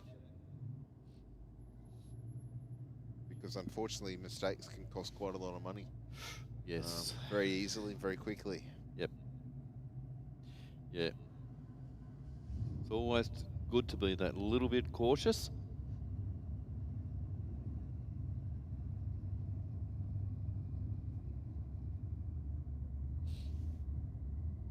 All right, our next pair about to face the green light. The Subaru taking on the Golf.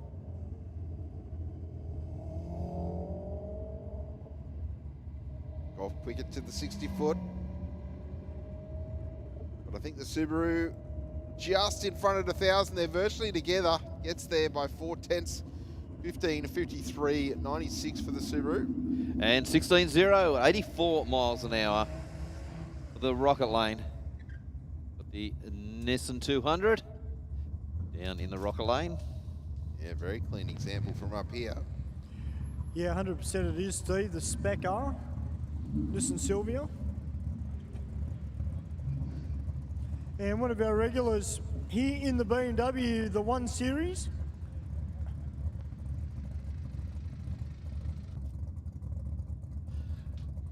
We can hear something very cammy down in the tunnel. It's our white Falcon, I'm guessing. See it there on screen. Though I can't see what's behind the station wagon in the water. Oh. Aha, 9-second HQ. That'll sound a bit HQ. That'll sound pretty grumpy. Yes.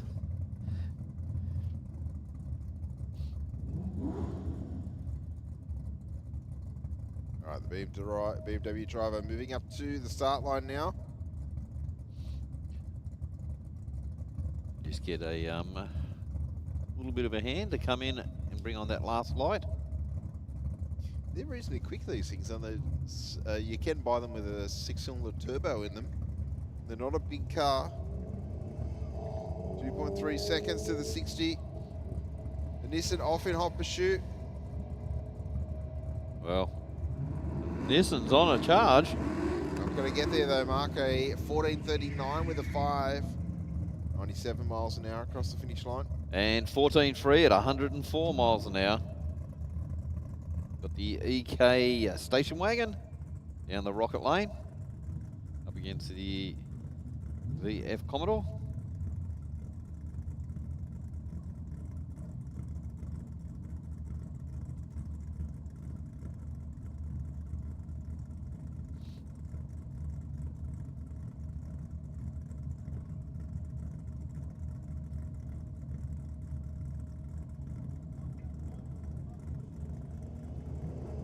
All right, the EK away nicely marked. 2.1 seconds to the 60.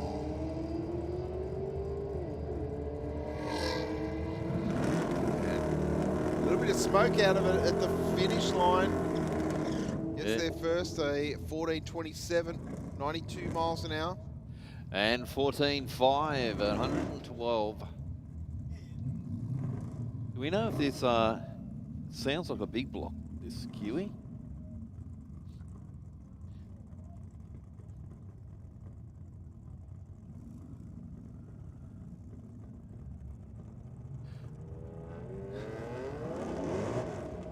Oh!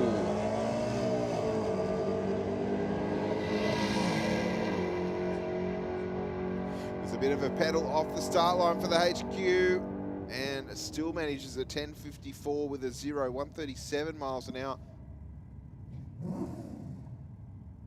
And a 19.6 at 68 miles an hour. That was a great bit of driving off the line. All right, you can see the HQ right of screen. Came down on the shocks and then just bank tyre from there. You see the weight of the car moving onto the rear tyre, and then all of a sudden it just said nope. Totally unsettled off the line, wasn't it?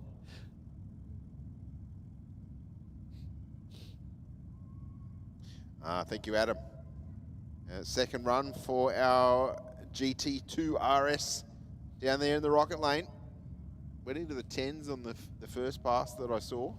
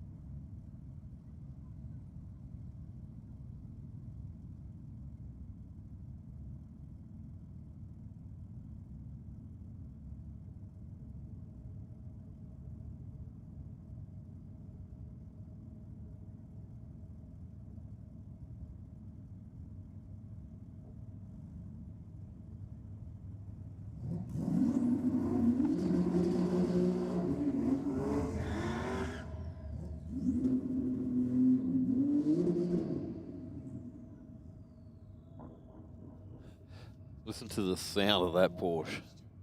Deep and throaty. They do have a very distinct engine note, don't they? Oh, yeah. Okay, just rolling the Porsche back. As Adam just looks up what his next Porsche is going to cost him.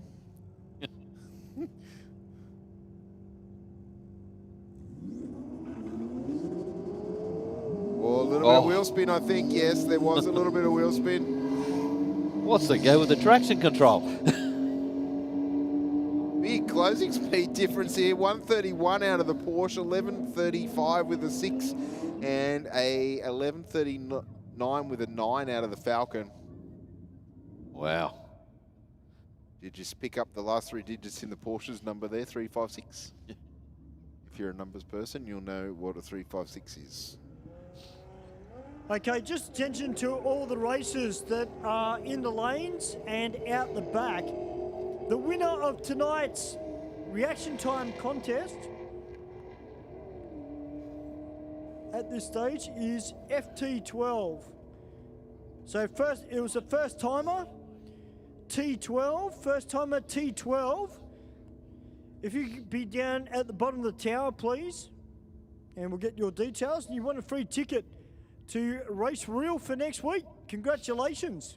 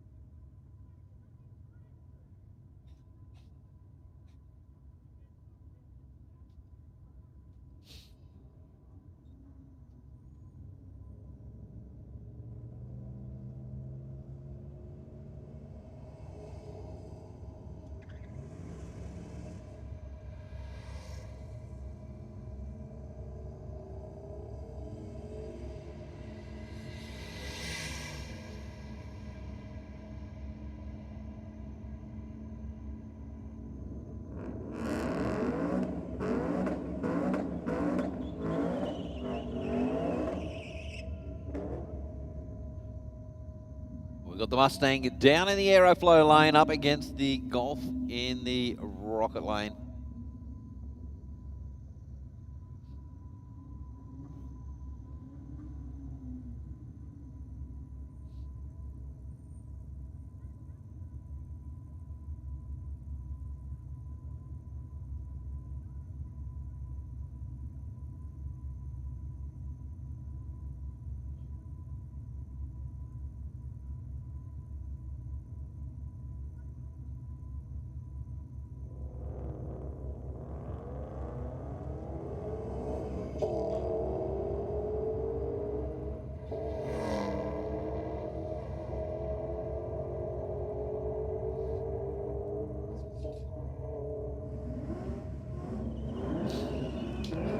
$13.2 at 114 miles an hour to a 14.8.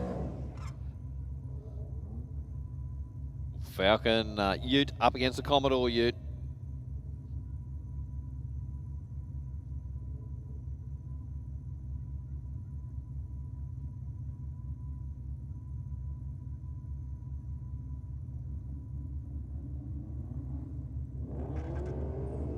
Well, Commodore goes out at 157 in the 60.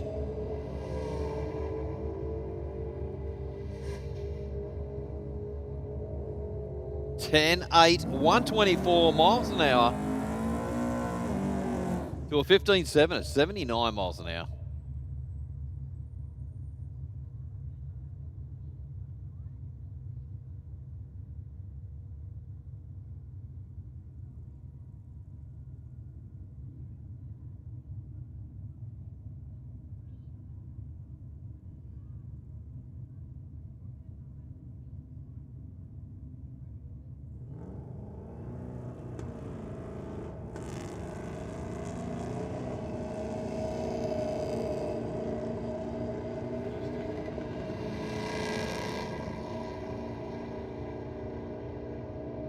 Commodore doesn't sound real happy. 14.6 at 91 miles an hour to a 15.0, 100 miles an hour.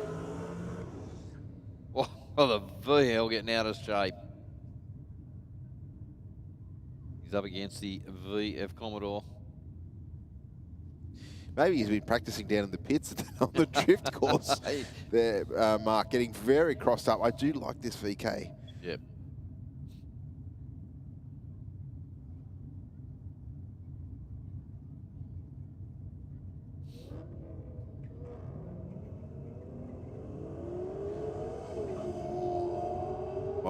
Under 1.7 seconds for the VK in the Rocket lane to the 60-foot. Smack on 100 mile an hour at the half-track mark, and at the finish line, 11.05 at 126. And 13.4 at 108 miles an hour. VL, nice, strong burnout down in the Rocket lane. This is the turboed model with the LS underneath it.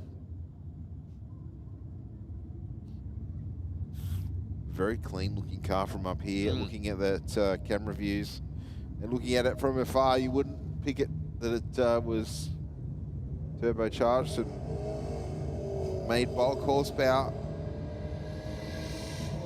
1.8 seconds to the 60, but stacking on the speed at the finish line, 10.85 with a 132 miles an hour. And 12.5 at 112 miles an hour. Well, guys, the winner of tonight's reaction time contest is Michael Gundry. So, Michael, if you're here, I'll come down and see you, mate, and we'll get some photos of the car and get a few more details off you. And you want a free ticket to Race Real for next week.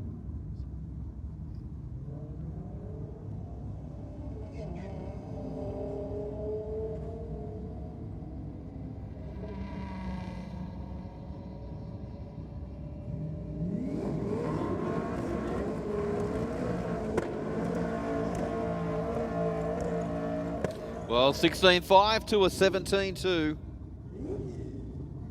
This XR Falcon up against a VF Commodore.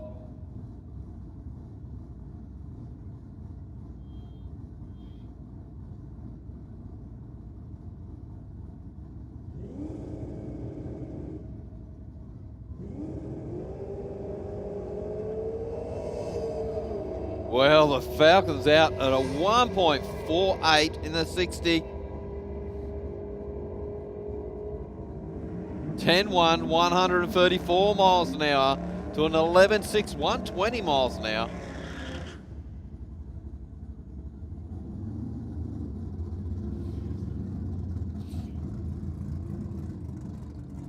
Well, the black VK Commodore.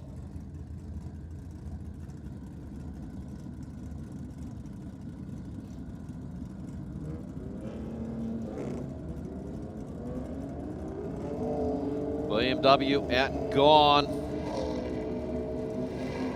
All up to the Commodore to do the chase, but don't think you have the real estate. 10.6, 131 miles an hour to a 10.1, 138 miles an hour.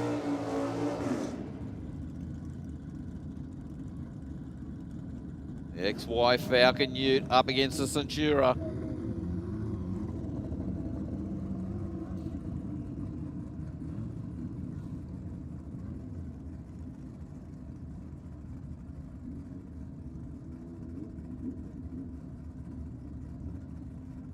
Waiting on the Falcon to come into the stage lights.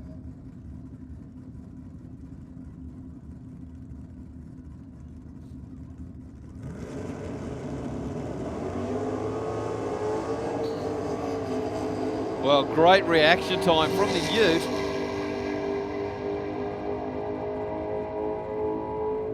And takes a win, 10-1, 131 miles an hour to a 9-9, 136 miles an hour.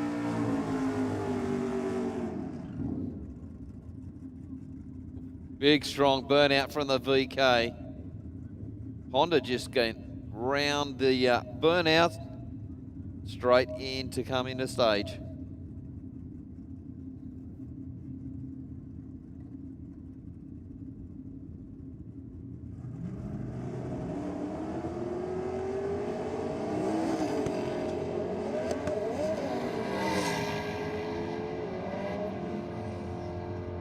Definitely chasing that Honda all over the track. Backed out of it. But in the meantime, 10.5, 130 miles an hour for the VK.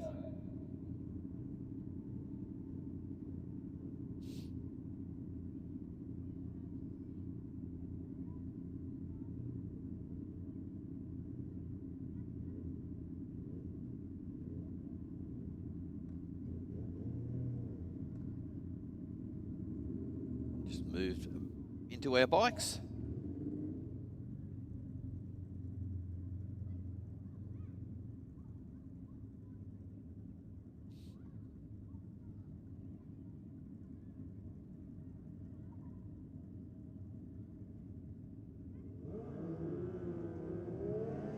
Well, good reaction time from the Aeroflow lane.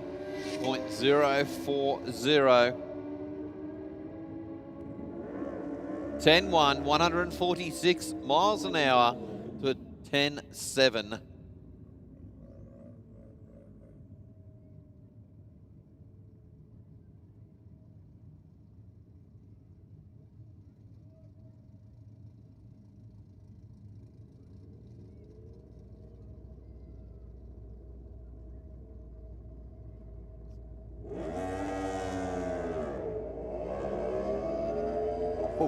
Doing his best to keep the front end on the ground there, Mark. Yeah, he's definitely wrestling with it. 10.7, 133 miles an hour. Let's see if I got that replay in time. Yeah, it came up a little bit more than I would have liked.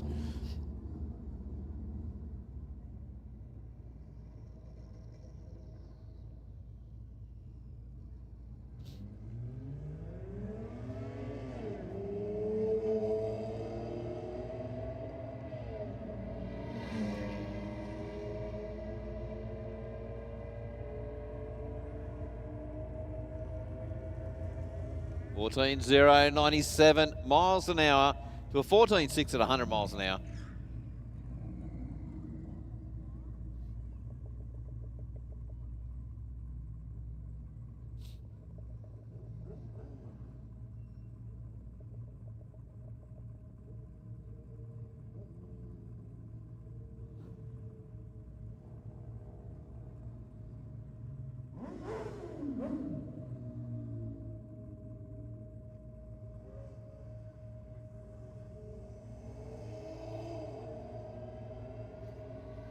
Rocket Lane out and gone. 12.3, 125 miles an hour. To a 13.5, 104 miles an hour. Got the VS Statesman up against the VF Commodore.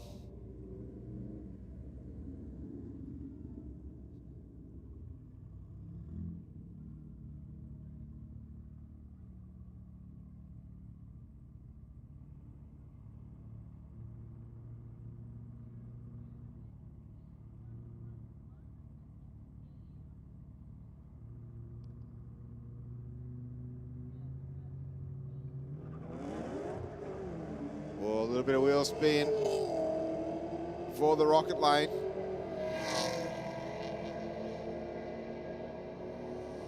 Statesman on a good pass. Yeah, definitely. 12.38, 114 miles an hour. And 16.6 at 109 miles an hour.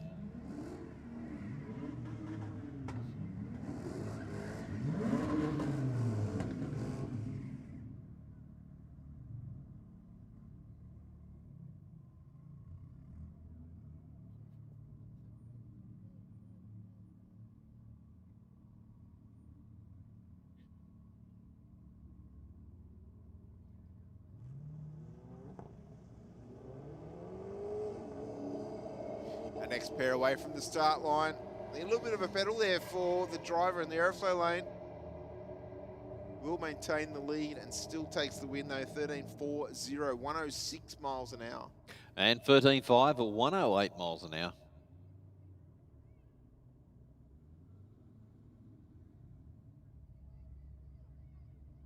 Golf taking on the Audi down there in the Rocket Lane.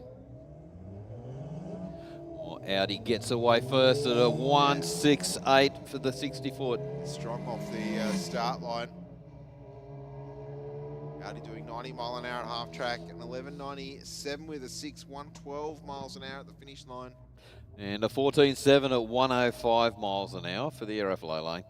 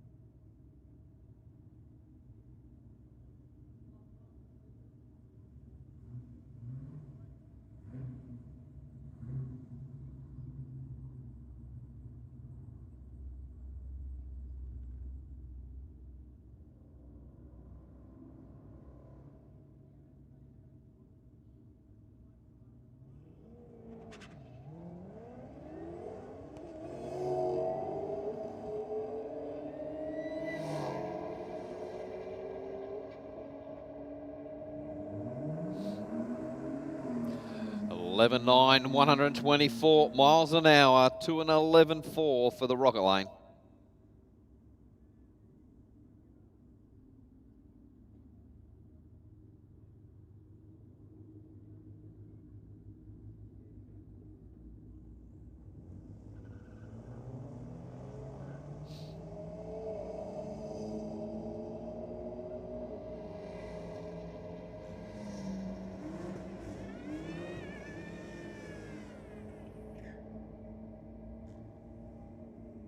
Twelve seven, 108 miles an hour to a 16.3.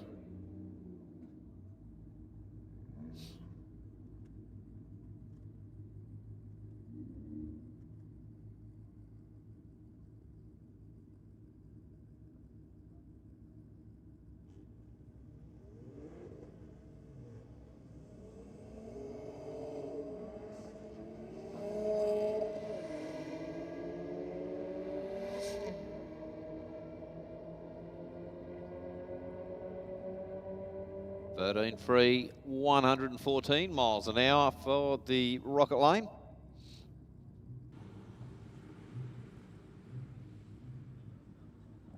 We've got Michael down here in the BMW M3 competition, the winner of tonight's reaction time competition.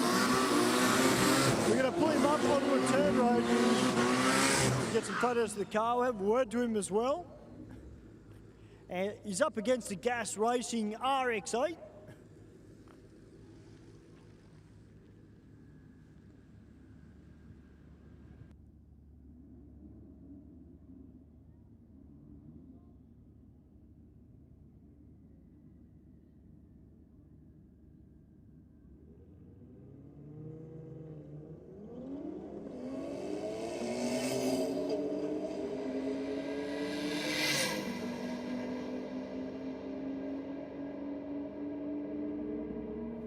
Ten five, 132 miles an hour to an 11 free for the Aeroflow.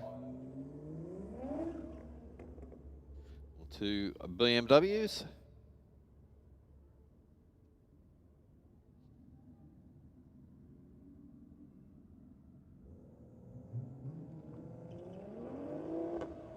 Ooh.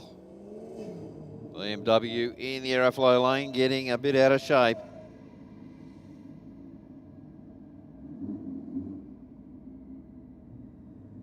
Thirteen 107 miles an hour to an 18.2, 59 miles an hour.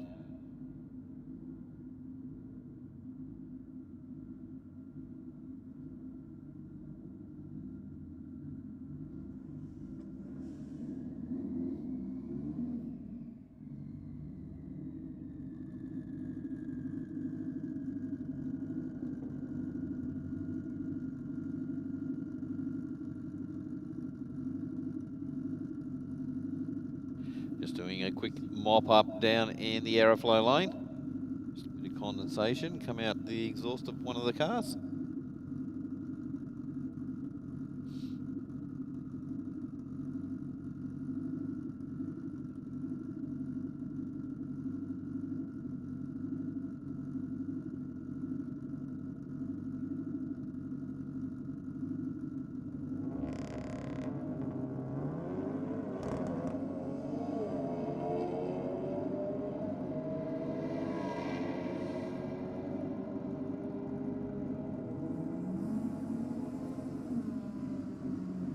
Eleven 4, 123 miles an hour.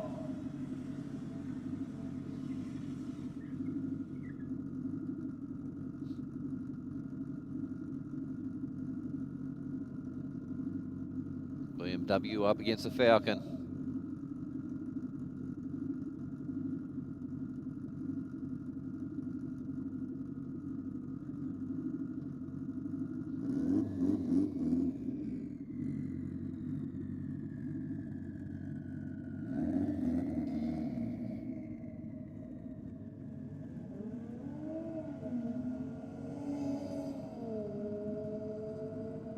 Falcon definitely got the better in the 60-foot. And goes through 13.7, 100 miles an hour, 160 Ks to a 15.2, 98 miles an hour.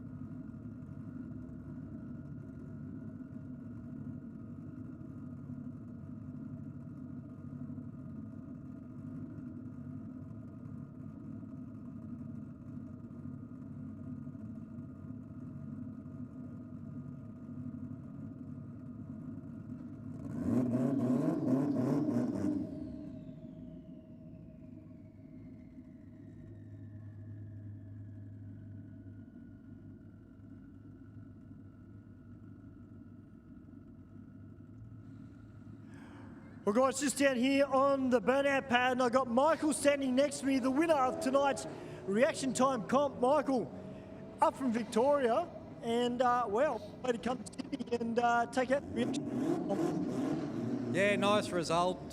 Just drove up today, make a few passes, heading to Queensland tomorrow. Well, mate, hopefully we'll see you back in the future, mate, because running 10.5, 10.4s, consistent. We've got to get it down to a 10.2. Oh, it'll happen. It'll happen, Michael, mate. Congratulations. I'll get a photo with you with the plaque in front of your car, and then you're good to go.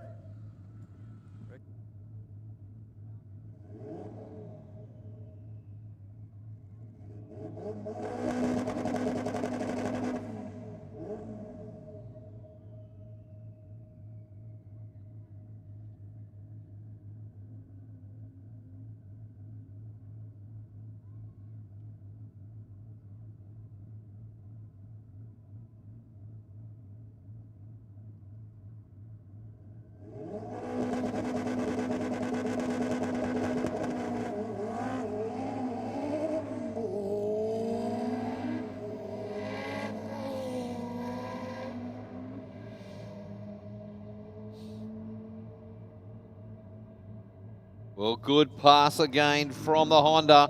11.1, 126 miles an hour to a 14.0, 102 miles an hour.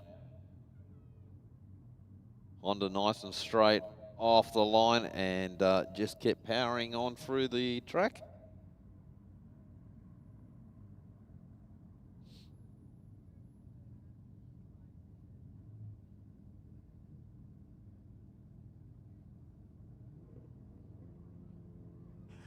Don't forget, guys, all our racers that have been racing tonight, if you want a photo of your car for your man cave, or you just want it for your own personal records, make sure you get in touch with Pesty Pictures as well. Pesty's down there with the camera, takes some great photos of all the cars and bikes.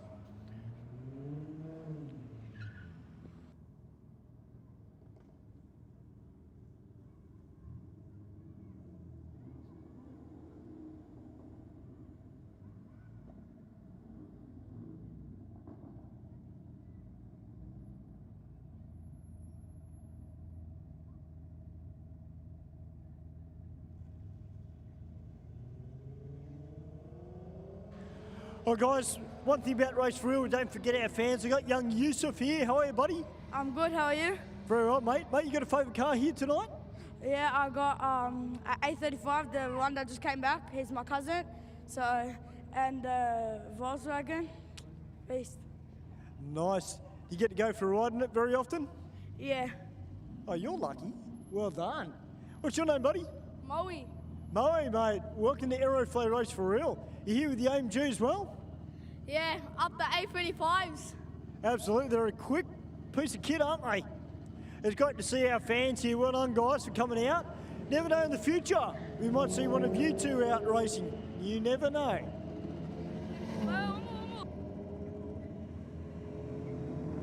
Factory. Up the QPG Racing, up the Pack Performance, and up the Gas Racing. Let's go. That's what I like to hear. All those great workshops. Good to see the young fans getting behind it as well. They are the future of our sport.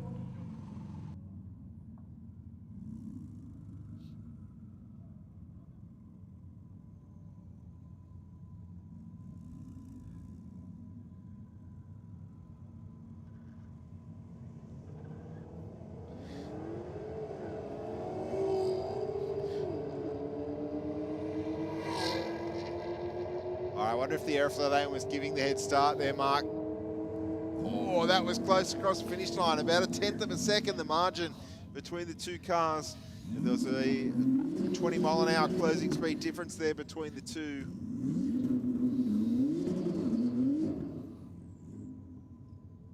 Got the Porsche back out again. Up against the Commodore.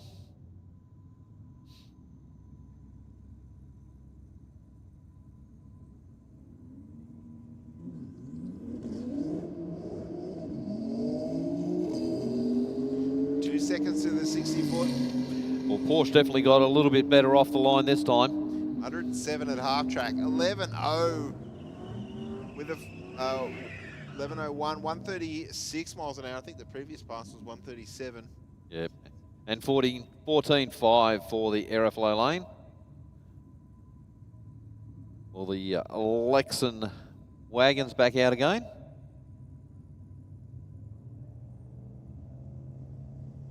As been having a real lot of success off the line with the car. I spoke to him a little bit earlier, and he said that the radials on the back are just about lived out his life. Yeah. Some big burnouts then. 11.05 with a 136 miles an hour. So very similar to what the Porsche just ran in the rocket lane there. Yeah, definitely. Got some a really good top end charge. I think he was saying that it was something like 138 is the best miles an hour out of the car.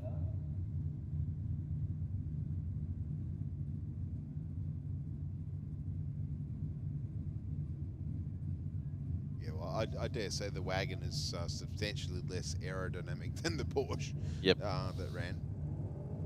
Probably a fair bit heavier too, although... And a lot cheaper. Yes.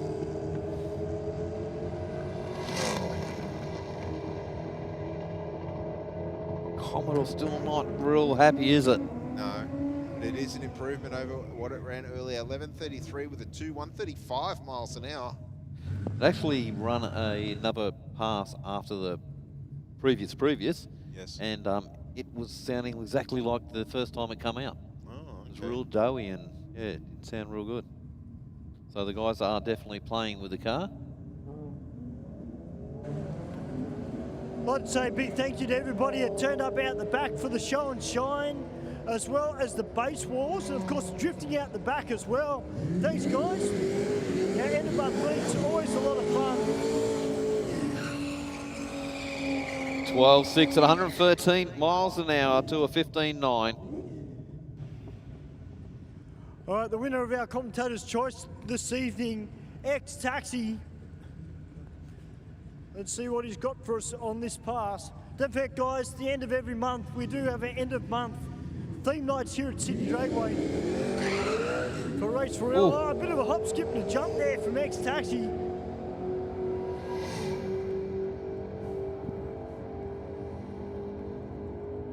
A nice 1081, 133 there for the big Falcon. Yeah, still making plenty of speed, but just there was a pedal there on the start line. 17.25 at 80 miles an hour in the rocket lane. Well, this Commodore down here sounds like it's got a little turbo in the VK.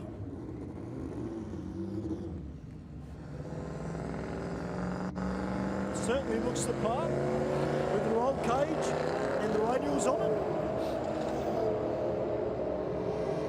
1.7 to the 60 foot for the VK, but the rocket lane's going to stay out in front here. 11.74 with a 3, 121 miles an hour. Oh, 10.4, 120 miles an hour. So definitely put in a big charge to try and chase down the car.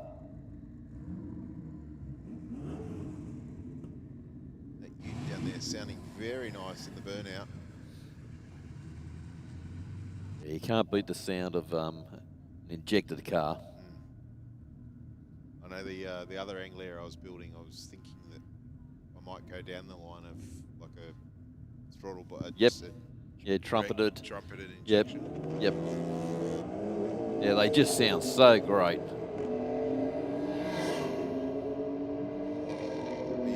It's definitely going to get to the finish line first. 10.05 with a 133 miles an hour. And 10.5, 134 miles an hour. That's not too bad if it's a new driver in that car. Been putting some good passes in, so yeah, Dad will be happy. We've got Humble coming back out. It's manually shifted Honda Civic. Let's see if you can get those tyres planted. We can see a representative pass out of the car. We've definitely been wrestling with this car all night, Stu, trying to get it down the track.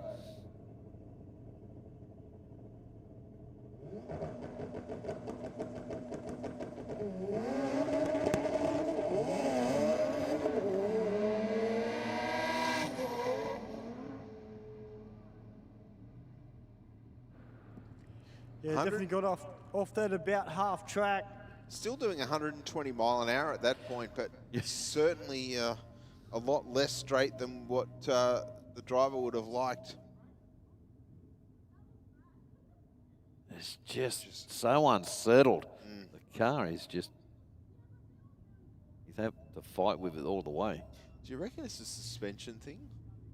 I don't know. I don't know. Yeah, I couldn't tell you, mate. I don't know. Front wheel drive. Yeah.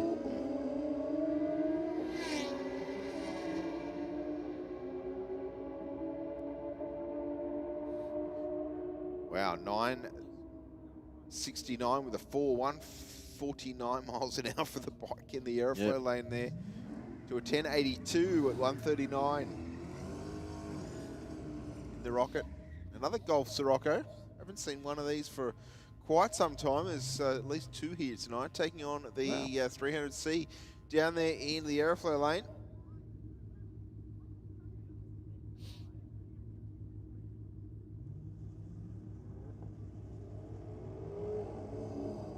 Chrysler out in front.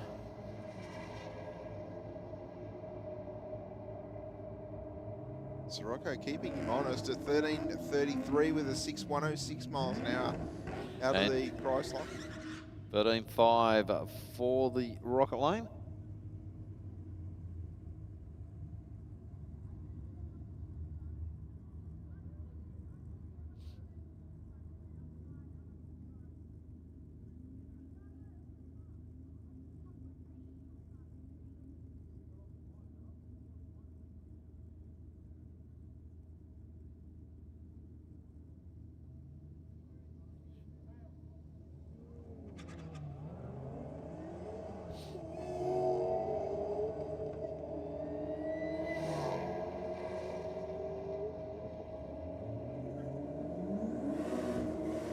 Eleven 8, 123 miles an hour to a 13.0. All right, the Gas Racing RX-8 back out for another run. Now you're in 135 miles an hour before it. Yep.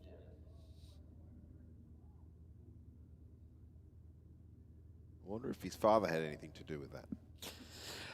Probably just a little bit.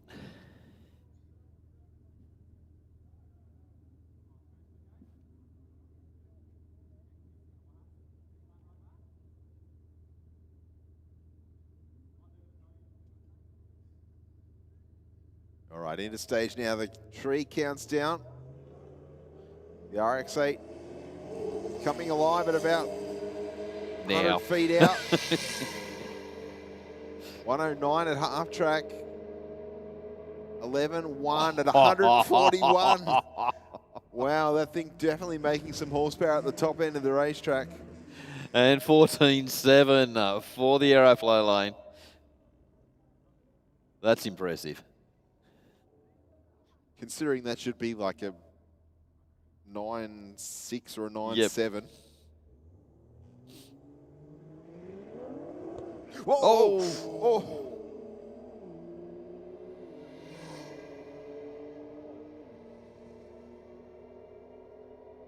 Wow, that was a save and a half. Yeah, wasn't it? Came up on the converter to leave the start line. Car right of screen. Yeah. Just had eyes for the center line on the from the hit of the throttle almost. Big burnout down there from the Pete Plater in the BMW.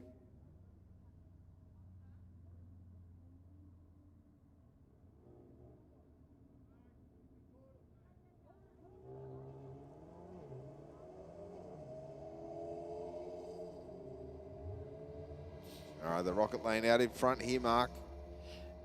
Yeah, he's well and truly got hold of this one. Yeah, 13.0, 105 miles an hour. And 15.1, 98 miles an hour.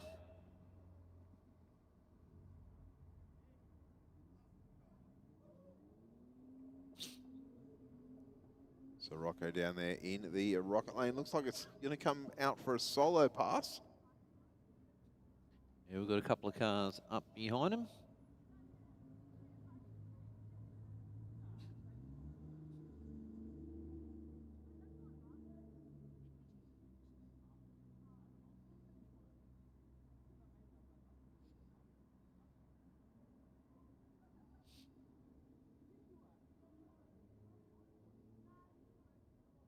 See those tyre marks left by the BMW from a couple of runs ago.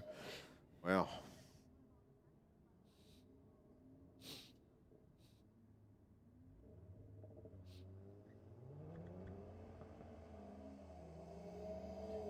All right, 2.3 seconds to the 60.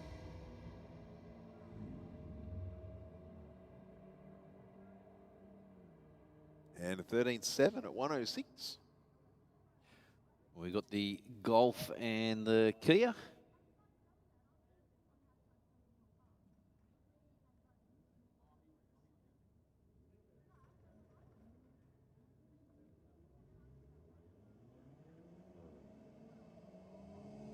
Golf away first from the start line, but I think the Kia is going to take the lead back right on half track. And there we go, starting to pull away at the finish line. 15.06 to 95 miles an hour. And 16.0, 87 miles an hour.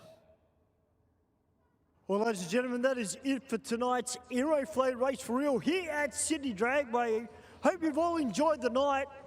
And as I said, a big thank you to everybody that entered the show and shine. The BASSWARZ out the back, as well as check out all the drifting down the back. Big thank you to Steve and Mark and our production team upstairs. Always done an outstanding job tonight here at Aeroflow Race for Real. And of course, our Sydney Dragway A-team. Great job, guys, as per usual. It was a tough one, but that's racing. Just remember, ladies and gentlemen, if you are around the pits, there are kids around, there are people changing tyres. Please drive safely, and we'll see you next week here at Sydney Dragway. Thank you, Stu. Thank you, Steve, Ben, and Adam. Everyone done a sensational job tonight. Yeah, and always good to work with such a good team. Look forward to your presence on the day of the Drags, hopefully here on Saturday, the 27th of June, our next event here at Sydney Dragway. If you can't make it to the venue, the event will be live streamed. If not, look forward to seeing you all again here at Sydney Dragway next week. Drive safe.